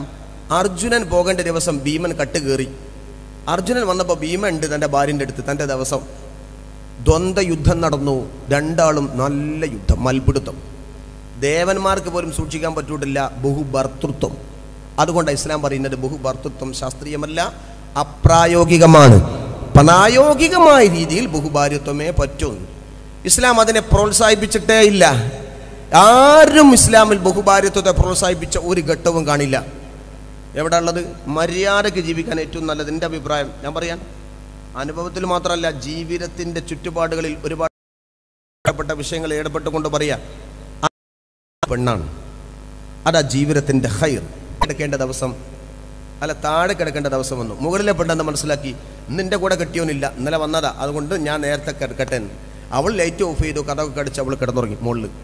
താഴെയുള്ള പെണ്ണിങ്ങനെ കാത്തിരിക്കുന്നു ഭർത്താവിനെ. ഭക്ഷണമൊക്കെ നന്നായി വെച്ചു, അവിടെ വിളമ്പി വെച്ചിട്ട് വാതിൽ തുറന്നിട്ട് ലൈറ്റ് ഓൺ ചെയ്ത് ഇരുന്ന് അവസാനം ആ പെണ്ണ് ഉറങ്ങിപ്പോയി. ഭർത്താവ് വരാൻ ഉറങ്ങിപ്പോയി. പിന്നെ കുറേ കഴിഞ്ഞപ്പോൾ അങ്ങനെ വരുന്നുണ്ട്, ഭർത്താവല്ല ഒരു കള്ളൻ കാണുന്നത് ഇതാ, ഒരു പെണ്ണ് ഇവിടെ ഉറങ്ങുന്നു, ലൈറ്റ് ഓൺ ചെയ്ത് വെച്ച വാടയാണ്. ഇവിടെ നിന്ന് കട്ടാൽ ഇവളറിയും, എനിക്ക് മുകളിൽ പോയി കക്കാം എന്ന് മനസ്സിലാക്കി. മുകളിൽ മറ്റേ പെണ്ണുള്ള ഇയാളറിയില്ല. ലൈറ്റ് ഓഫ് ചെയ്തു. പഴയ കോണിയാണ്, പഴയ വീടിൻ്റെ കോണിയാണ്, മരക്കോണിയാണ്, ഇളക്കി കിടക്കുന്നതാ. ചവിട്ടി പാടെ കിടക്കടാന്നുള്ള ശബ്ദം കേട്ടിട്ട് താഴെ പെണ്ണ് ഉണർന്നു. ആഹാ, പുതിയാപ്പിള വന്നപ്പോൾ ഞാൻ ഉറങ്ങുക. അപ്പോൾ മറ്റുള്ള 2ാമത്തോളാ, അവളടുത്തേക്ക് പോകാല്ലേ, എൻ്റെ ദിവസം ഇവിടെ നിൽക്കേണ്ടിയല്ലേ. ഇവൾ കള്ളൻ്റെ കാല് പിടിച്ച് നിങ്ങൾ ഇങ്ങോട്ട് വന്നാന്ന് അവർ പിടിച്ചു വലിച്ചു. ഈ ശബ്ദം കേട്ട് മറ്റേ പെണ്ണ് ഉണർന്നു. അവൾ ലൈറ്റ് ഓൺ ചെയ്തില്ല, പക്ഷെ ബഹള കേൾക്കുന്നത്. നിങ്ങൾ ഇങ്ങോട്ട് വന്നുള്ള പിടി വലി. അപ്പോൾ നമുക്ക് മനസ്സിലായി ഏകദേശം ഭർത്താവ് മറ്റുള്ള ഉറങ്ങാന്ന് കണ്ടപ്പോൾ എൻ്റെ അടുത്തേക്ക് വരികയായിരുന്നു. എന്നോട് വല്ലാതെ സ്നേഹം മൂപ്പർക്ക്. ഇത് ഇവള് സമ്മതിക്കില്ലേ? അതൊന്നും പറ്റില്ല. മൂപ്പർക്ക് പുതിയാപ്പിളക്ക് എൻ്റെ അടുത്ത് വരണം തോന്നിയാൽ പിന്നെ ഇവളായിട്ട് എന്തിനാ എന്നെ പാര വെക്കുന്നത്? കള്ളൻ്റെ തല പിടിച്ചിട്ട് ഇവള് മേലോട്ടും വലിച്ചു. ഒരുത്തി മേലോട്ടും ഒരുത്തി താഴോട്ടും, കള്ളൻ നടുവിൽ. അവസാന കള്ളൻ തുറന്ന് പറഞ്ഞു, ഞാൻ കള്ളനാ, എന്നെ വിടുകയെന്ന്. രണ്ട് പെണ്ണും പിന്നെ നിലവിളിച്ച് ഓടുകയാണ്. കള്ളൻ ഓടിയിട്ട് തൻ്റെ ഭാര്യൻ്റെ അടുത്ത് നിന്ന് തൈലിട്ട് ഒഴിക്കുന്ന സമയത്ത് പറയുക, എടി ഇനി 2 പെണ്ണുള്ള വീട്ടിലേക്ക് കിയാമത്ത് നാൾ വരെ ഞാൻ കക്കാൻ പോകില്ല. ഒരു പെണ്ണ് കിട്ടിയ അതൊന്നും പ്രശ്നമില്ല. അതുകൊണ്ട് ഇസ്ലാം ബഹുഭാര്യത്തെ പ്രോത്സാഹിപ്പിച്ചു എന്നൊന്നും ആരും മനസ്സിലാക്കണ്ട. ഈ ശബ്ദം കേൾക്കുന്ന ആണുങ്ങളോടൊക്കെ ഞാൻ പറയട്ടെ, അവനവൻ്റെ വീട്ടിലുള്ള അവനവൻ്റെ ഭാര്യ വേറൊരു പെണ്ണ് വന്നാൽ 2 എണ്ണത്തിനും സ്നേഹിക്കാൻ കഴിയില്ല. അതുകൊണ്ട് ഖൈർ ഒന്നാണ്. നമ്മുടെ ഭാര്യമാർക്ക് അള്ളാഹു ദീർഘായുസ്സും ആഫിയത്തും കൊടുക്കട്ടെ, സ്വഭാവത്തിൽ അള്ളാഹു വളർത്തട്ടെ, നമ്മുടെ മക്കളെ അള്ളാഹു നന്നാക്കട്ടെ. അതുകൊണ്ട് ഇസ്ലാം വിവാഹമോചനത്തെയും പ്രോത്സാഹിപ്പിച്ചിട്ടില്ല. ഒറ്റ കാര്യം കൂടി പറയാം, ഞാൻ ആ വിഷയം തൊട്ടുപോയത് കൊണ്ട് അത് വലിയ പറഞ്ഞില്ല എന്ന് പറയും. പെണ്ണിന് പകുതിയാണ് പുരുഷൻ്റെ പകുതി, പുരുഷൻ്റെ പകുതിയാണ് പെണ്ണിൻ്റെ സ്വത്ത്. നിർത്താനായില്ലേ? സ്ത്രീക്ക് പകുതിയാ പുരുഷൻ്റേത് എന്ന് പറയുന്ന ഇസ്ലാം. അതെന്തിനാ അങ്ങനെ ചെയ്തത്? ഒരു വീട്ടിൽ 2 മക്കളുണ്ട്, 1 ആണും 1 പെണ്ണുമാണ്. എന്നാൽ പിന്നെ 1 ഏക്കർ സ്ഥലം ഉണ്ടെങ്കിൽ 1/2 ഏക്കർ പെണ്ണിനും 1/2 ഏക്കർ ആണിനും കൊടുത്താൽ പോരെ? ഇതല്ലേ കൊടുക്കേണ്ടത്? ജീവിത കാലഘട്ടത്തിൽ ഒരു പിതാവിന് അങ്ങനെ കൊടുക്കണമെന്ന് തോന്നിയാൽ ഒരു തടസ്സമില്ല. പകുതിയും ജീവിത കാലഘട്ടത്തിൽ ഒരു പിതാവിന് തോന്നാൻ ഞാൻ എൻ്റെ മോക്കും എൻ്റെ ഭർത്താവിനും എൻ്റെ മോക്കും എൻ്റെ മോനും അങ്ങനെ കൊടുക്കണേ, കുഴപ്പമില്ല. പക്ഷെ അനന്തര സ്വത്ത് ഭർത്താവ് മരിച്ചാൽ ആ സ്വത്ത് വീര്യം ചെയ്യേണ്ടത് ശറഅാണ്. അവിടെയാണ് ഈ പ്രശ്നം. അത് ചെയ്യുന്നത് കൊണ്ട് എന്താ കുഴപ്പം? കാരണം ഒരു സ്ത്രീയോട് ഇസ്ലാം പറഞ്ഞിട്ടില്ല നിന്റെ ചെലവിന് നീ എടുക്കണം. ഭാര്യയും ഭർത്താവും താമസിക്കുന്ന വീടാണെങ്കിൽ ഭാര്യയുടെ ചെലവ് വഹിക്കേണ്ടത് ഭർത്താവാണ്, ഭർത്താവിൻ്റെ ചെലവ് വഹിക്കേണ്ടത് ഭർത്താവാണ്, മക്കളെ ചെലവ് വഹിക്കേണ്ടത് ഭർത്താവാണ്, മാതാപിതാക്കളുള്ള കുടുംബമാണെങ്കിൽ ആ ചെലവ് വഹിക്കേണ്ടത് ഭർത്താവാണ്, ഈ കുടുംബത്തിൻ്റെ പാർപ്പിടം ഭർത്താവാണ്, ഈ കുടുംബത്തിൻ്റെ വസ്ത്രം ഭർത്താവാണ്, ഈ കുടുംബത്തിൻ്റെ ആരോഗ്യ സംരക്ഷണം ഭർത്താവാണ്. എല്ലാം ഭർത്താവ് നിർവഹിക്കണം. ഭാര്യൻ്റെ കയ്യിൽ സ്വത്തുണ്ട്, ഭർത്താവിൻ്റെ കയ്യിൽ പണം കുറവാണ്, എന്നാലും കുടുംബത്തിൻ്റെ ചെലവിലേക്കോ വസ്ത്രം വാങ്ങുന്നതിലേക്കോ പാർപ്പിടം ഉണ്ടാക്കുന്നതിലേക്കോ ആരോഗ്യം സംരക്ഷിക്കുന്നതിലേക്കോ ഒരു ചില്ലിക്കാശ് പോലും പെണ്ണിന്റെ അക്കൗണ്ട് നടക്കേണ്ട കാര്യമില്ല. പണക്കാരിയാണ് പെണ്ണ്, പാവപ്പെട്ടവനാണ് ഭർത്താവ്, എന്നാൽ പോലും കുടുംബത്തിന്റെ ചെലവിലേക്ക് ഭാര്യന്റെ കാശ് വേണ്ട. അത് മുഴുവനും വഹിക്കേണ്ടത് പുരുഷനാണ്, അത് മുഴുവനും വഹിക്കേണ്ടത് ഭർത്താവാണ്. ഭാര്യന്റെ സ്വത്തോ അത് അവളുടെ ഇഷ്ടം പോലെ ചെയ്യാം, അതവിടെ വെച്ചേക്കണമെങ്കിൽ വെച്ചേക്കാം, മക്കൾക്ക് അനന്തരം എടുത്തോട്ടെ എന്ന് മനസ്സിലാക്കി വെച്ചേക്കാണെങ്കിൽ വെച്ചേക്കാം, പള്ളിക്ക് മൊത്തം എഴുതി കൊടുക്കുകയാണെങ്കിൽ എഴുതി കൊടുക്കാം. അതല്ല അവളുടെ സുഖലോലുപതയിൽ അവൾ ആഭരണം വാങ്ങി സുഖിച്ച് കടിയാണോ അവൾക്കും കുഴപ്പമില്ല. പുരുഷ നീ അത് വാങ്ങാനും ചോദിക്കാനും അർഹതയില്ല. പക്ഷേ അഡ്ജസ്റ്റ്മെന്റുകളൊക്കെ എടുക്കാം. ഈ പറഞ്ഞ അനുസരിച്ചുകൊണ്ട് പെണ്ണുങ്ങൾ പൈസ ഒന്നും മതി അവൾ കൊടുക്കാണ്ടിരിക്കണ്ട, അങ്ങനെ മസല വേറെയുണ്ട്. ഇതൊക്കെ ഇസ്ലാം അങ്ങനെ പറഞ്ഞു എന്ന് പറയുന്നു എന്നുണ്ടെങ്കിൽ പോലും ഭർത്താവിനെ ഒരു ഭാര്യ സഹായിച്ചാൽ അത് ഏറ്റവും വലിയ പ്രതിഫലമുള്ള കാര്യമാണ്. പക്ഷെ സഹായിച്ചില്ല എന്ന് വിചാരിച്ചിട്ട് ഭർത്താവിന് ചോദ്യം ചെയ്യാനുള്ള യാതൊരു അർഹതയില്ല. അവളുടെ മഹർ അവൾക്ക് അവകാശപ്പെട്ടതാണ്, അവൾക്ക് എന്തൊക്കെയുണ്ടോ അത് അവൾക്ക് അവകാശപ്പെട്ടത്. സ്ത്രീധനം പോലും ആണുങ്ങൾക്ക് എടുക്കാൻ പറ്റില്ല, സ്ത്രീധനം കൊടുക്കാനേ പാടില്ല. ഇനി ഒരു ഭർത്താവ് ഒരു പെൺകുട്ടിക്ക് ഒരു പിതാവ് ഗിഫ്റ്റ് കൊടുത്തൊരു കാറ് പുതിയാപ്പിളക്ക് ഒരു സമ്മാനം കൊടുക്കാൻ തീരുമാനിച്ചു. അത് ഭാര്യൻ്റെ പേരില മോക്ക കൊടുത്തത്, പുതിയാപ്പിളയും കൂടെ പോയിക്കോട്ടെ, അങ്ങനെ ഉണ്ടാകുക. പക്ഷെ കൊടുക്കുമ്പോൾ പറയുക, ആളുകളുടെ പറയുക പുതിയാപ്പിളക്കൊരു കാറ് എന്നാ. പുതിയാപ്പിളക്ക് കാറല്ല, മോക്ക കാറ്. എവിടെ അറിയാം? അഥവാ തൊലാക്കില്ല ആ കാറ് തിരിച്ചു കൊടുക്കണ്ടേ? പുതിയാപ്പിളക്ക് കൊടുത്താൽ തിരിച്ചു കൊടുക്കണോ? അപ്പം അതുകൊണ്ട് അതൊക്കെ ഇവൾക്കുള്ളതാ, സ്വത്തുള്ളതാ, എല്ലാം അവൾക്കുള്ളതാ. അതൊന്നും ഭർത്താവിന് വെറുതെ കൊടുക്കേണ്ട കാര്യമില്ല. അഡ്ജസ്റ്റ്മെൻറ്റും ലോക്യവും സൗഹൃദവും ഒക്കെ ആണെങ്കിൽ കുട്ടികൾ തരുമെന്നല്ലാതെ നിർബന്ധിച്ചുകൊണ്ട് വാങ്ങാനൊന്നും മനക്കണ്ട. എനിക്ക് അതിലൊരു അവകാശമില്ല. നീ നിന്റെ ഭാര്യയെ നിന്റെ ഭാര്യയാക്കണമെന്നുണ്ടെങ്കിൽ മഹർ കൊടുക്കണം. ആ മഹർ പോലും ചിരിച്ചു ചോദിക്കാനുള്ള അർഹത നിനക്കില്ല. ഇതാ ഇസ്ലാം. എത്ര നല്ല മതമാണ്. ഒക്കെ പെണ്ണുങ്ങൾക്കാണ് എല്ലാ ചെലവും. ആണുങ്ങൾ പെണ്ണുങ്ങളെ കയ്യിൽ സ്വത്തുണ്ടെങ്കിൽ അതൊറ്റ പൈസയും ചെലവാക്കണ്ട. പിന്നെന്തിനാ പെണ്ണിന് സ്വത്ത് വേണ്ട? എന്നാലും ഇനി എടുത്തോ, പകുതി അവൾക്കാണ്. എന്നാലും ഒരു പിതാവിന്റെ സ്വത്തിന്റെ ആകെ സ്വത്തിന്റെ ആൺഭാഗത്തിന് കിട്ടുന്നതിന്റെ പകുതി വെറുതെ കൊടുക്കുന്നു സ്ത്രീക്ക് ഇസ്ലാം. അപ്പോൾ ആരാ ഇസ്ലാമിന്റെ കൂടെ? സ്ത്രീകളുടെ കൂടെ ആരാണ്? ഇസ്ലാമാണ്. ചെലവ് വിലയിരുത്താതെ വരവിൽ കെട്ടിത്തൂങ്ങി ചർച്ച നടത്തുന്ന ആളുകളാണ് ഈ ലിംഗ സമത്വവാദികൾ. അതുകൊണ്ട് അവർ ചെലവും കൂടി കണക്കൂട്ടണം. അതറിയില്ലേ? ഇസ്ലാമിലേക്ക് കടന്നു വരണ്ട, വേറെടെങ്കിലും ചർച്ചക്ക് പോയിക്കോ, ഞങ്ങൾ ഇതിൻ്റെ വഴികളൊക്കെ പഠിച്ചിട്ടും ചെയ്തിട്ടോ ചെയ്യുന്നത്. അതൊന്നും അറിയാതെ മുസ്ലിം പെണ്ണിനെ കൊണ്ടുവന്ന് പകുതിയെ കൊടുക്കൂ എന്നുള്ള വാദം ഒരുമാതിരി ചൊറിച്ചിലിൻ്റെ അസുഖമാണ്. അത് മാറ്റണമെന്നുണ്ടെങ്കിൽ അവൻ ഇസ്ലാമിനെ സംബന്ധിച്ചുകൊണ്ട് പഠിക്കാൻ തയ്യാറാവണം, അല്ലെങ്കിൽ മിണ്ടാതിരുന്നോണം. അള്ളാഹിന്റെ ദീൻ മാറ്റങ്ങൾക്ക് വിധേയമല്ല. അള്ളാഹു ത്രികാല ജ്ഞാനിയായ റഹ്മാനായ റബ്ബാൻ. അന്താഖിയ നാട്ടുകാർ ഒരിക്കൽ ഷഫീഉനാ റസൂലുള്ളാഹി സ്വല്ലല്ലാഹു അലൈഹി വസല്ലമയുടെ മുമ്പിൽ വന്ന് പറഞ്ഞു, നബിയേ, ഞങ്ങളുടെ മുൻഗാമികളായ ആളുകൾ അവർ പണ്ട് ചെയ്തു പോയൊരു തെറ്റുണ്ട്.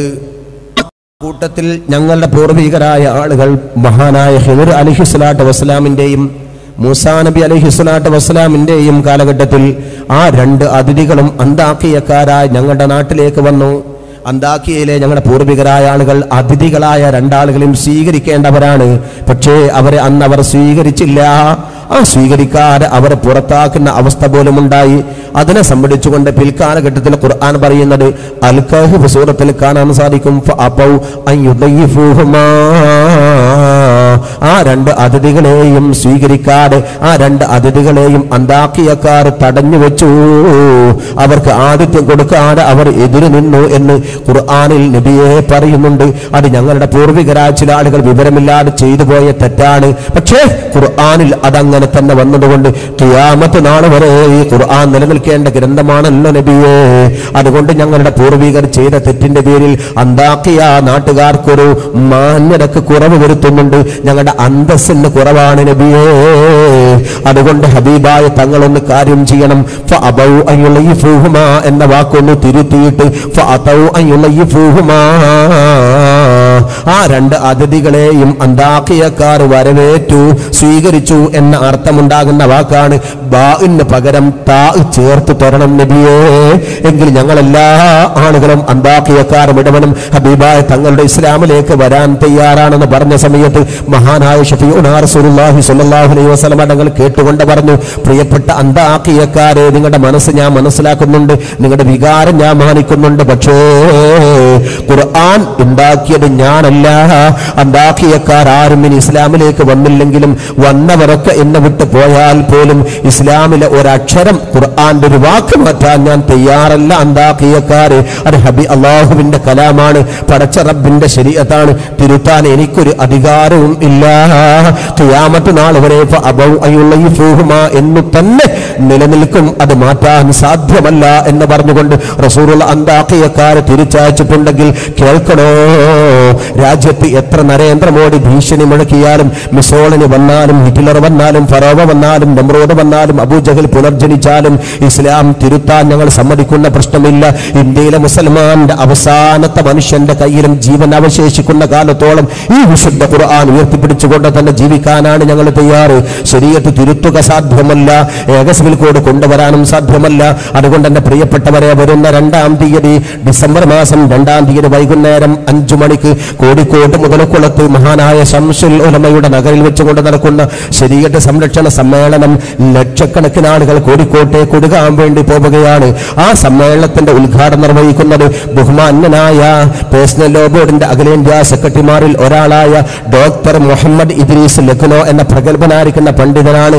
അദ്ദേഹത്തിന്റെ പ്രൗഢമായ പ്രഭാഷണം കേൾക്കുന്നതിനും അബ്ദുസമദ് സമദാനിയെ പോലെയുള്ള പ്രഗത്ഭരായ പണ്ട് ശരീഅത്തിന്റെ വിവാദ കാലഘട്ടത്തിൽ വെട്ടിത്തിളങ്ങി പ്രഭാഷണത്തിൽ ജ്വലിച്ചു നിന്ന ആളുകളും, അതേപോലെ തന്നെ കോൺഗ്രസിന്റെ കെ മുരളീധരനും MI ഷാനവാസും അടക്കമുള്ള വിവിധ രാഷ്ട്രീയ പാർട്ടിയുടെ നേതാക്കന്മാരും ബഹുമാനപ്പെട്ട സമസ്ത കേരള ജംഇയ്യത്തുൽ ഉലമയുടെ ഉലമാക്കളും ശരീഅത്ത് എന്താണെന്ന് പറയുന്ന മഹത്തായ സമ്മേളനത്തിലേക്ക് ഒരുപക്ഷേ ശരീഅത്ത് സംരക്ഷണ സമ്മേളനം മുതലക്കുളത്ത് പണ്ട് നടന്നതിനെ ഒന്ന് ഓർമ്മപ്പെടുത്തുന്ന കൂടി സമ്മേളനമാണ്.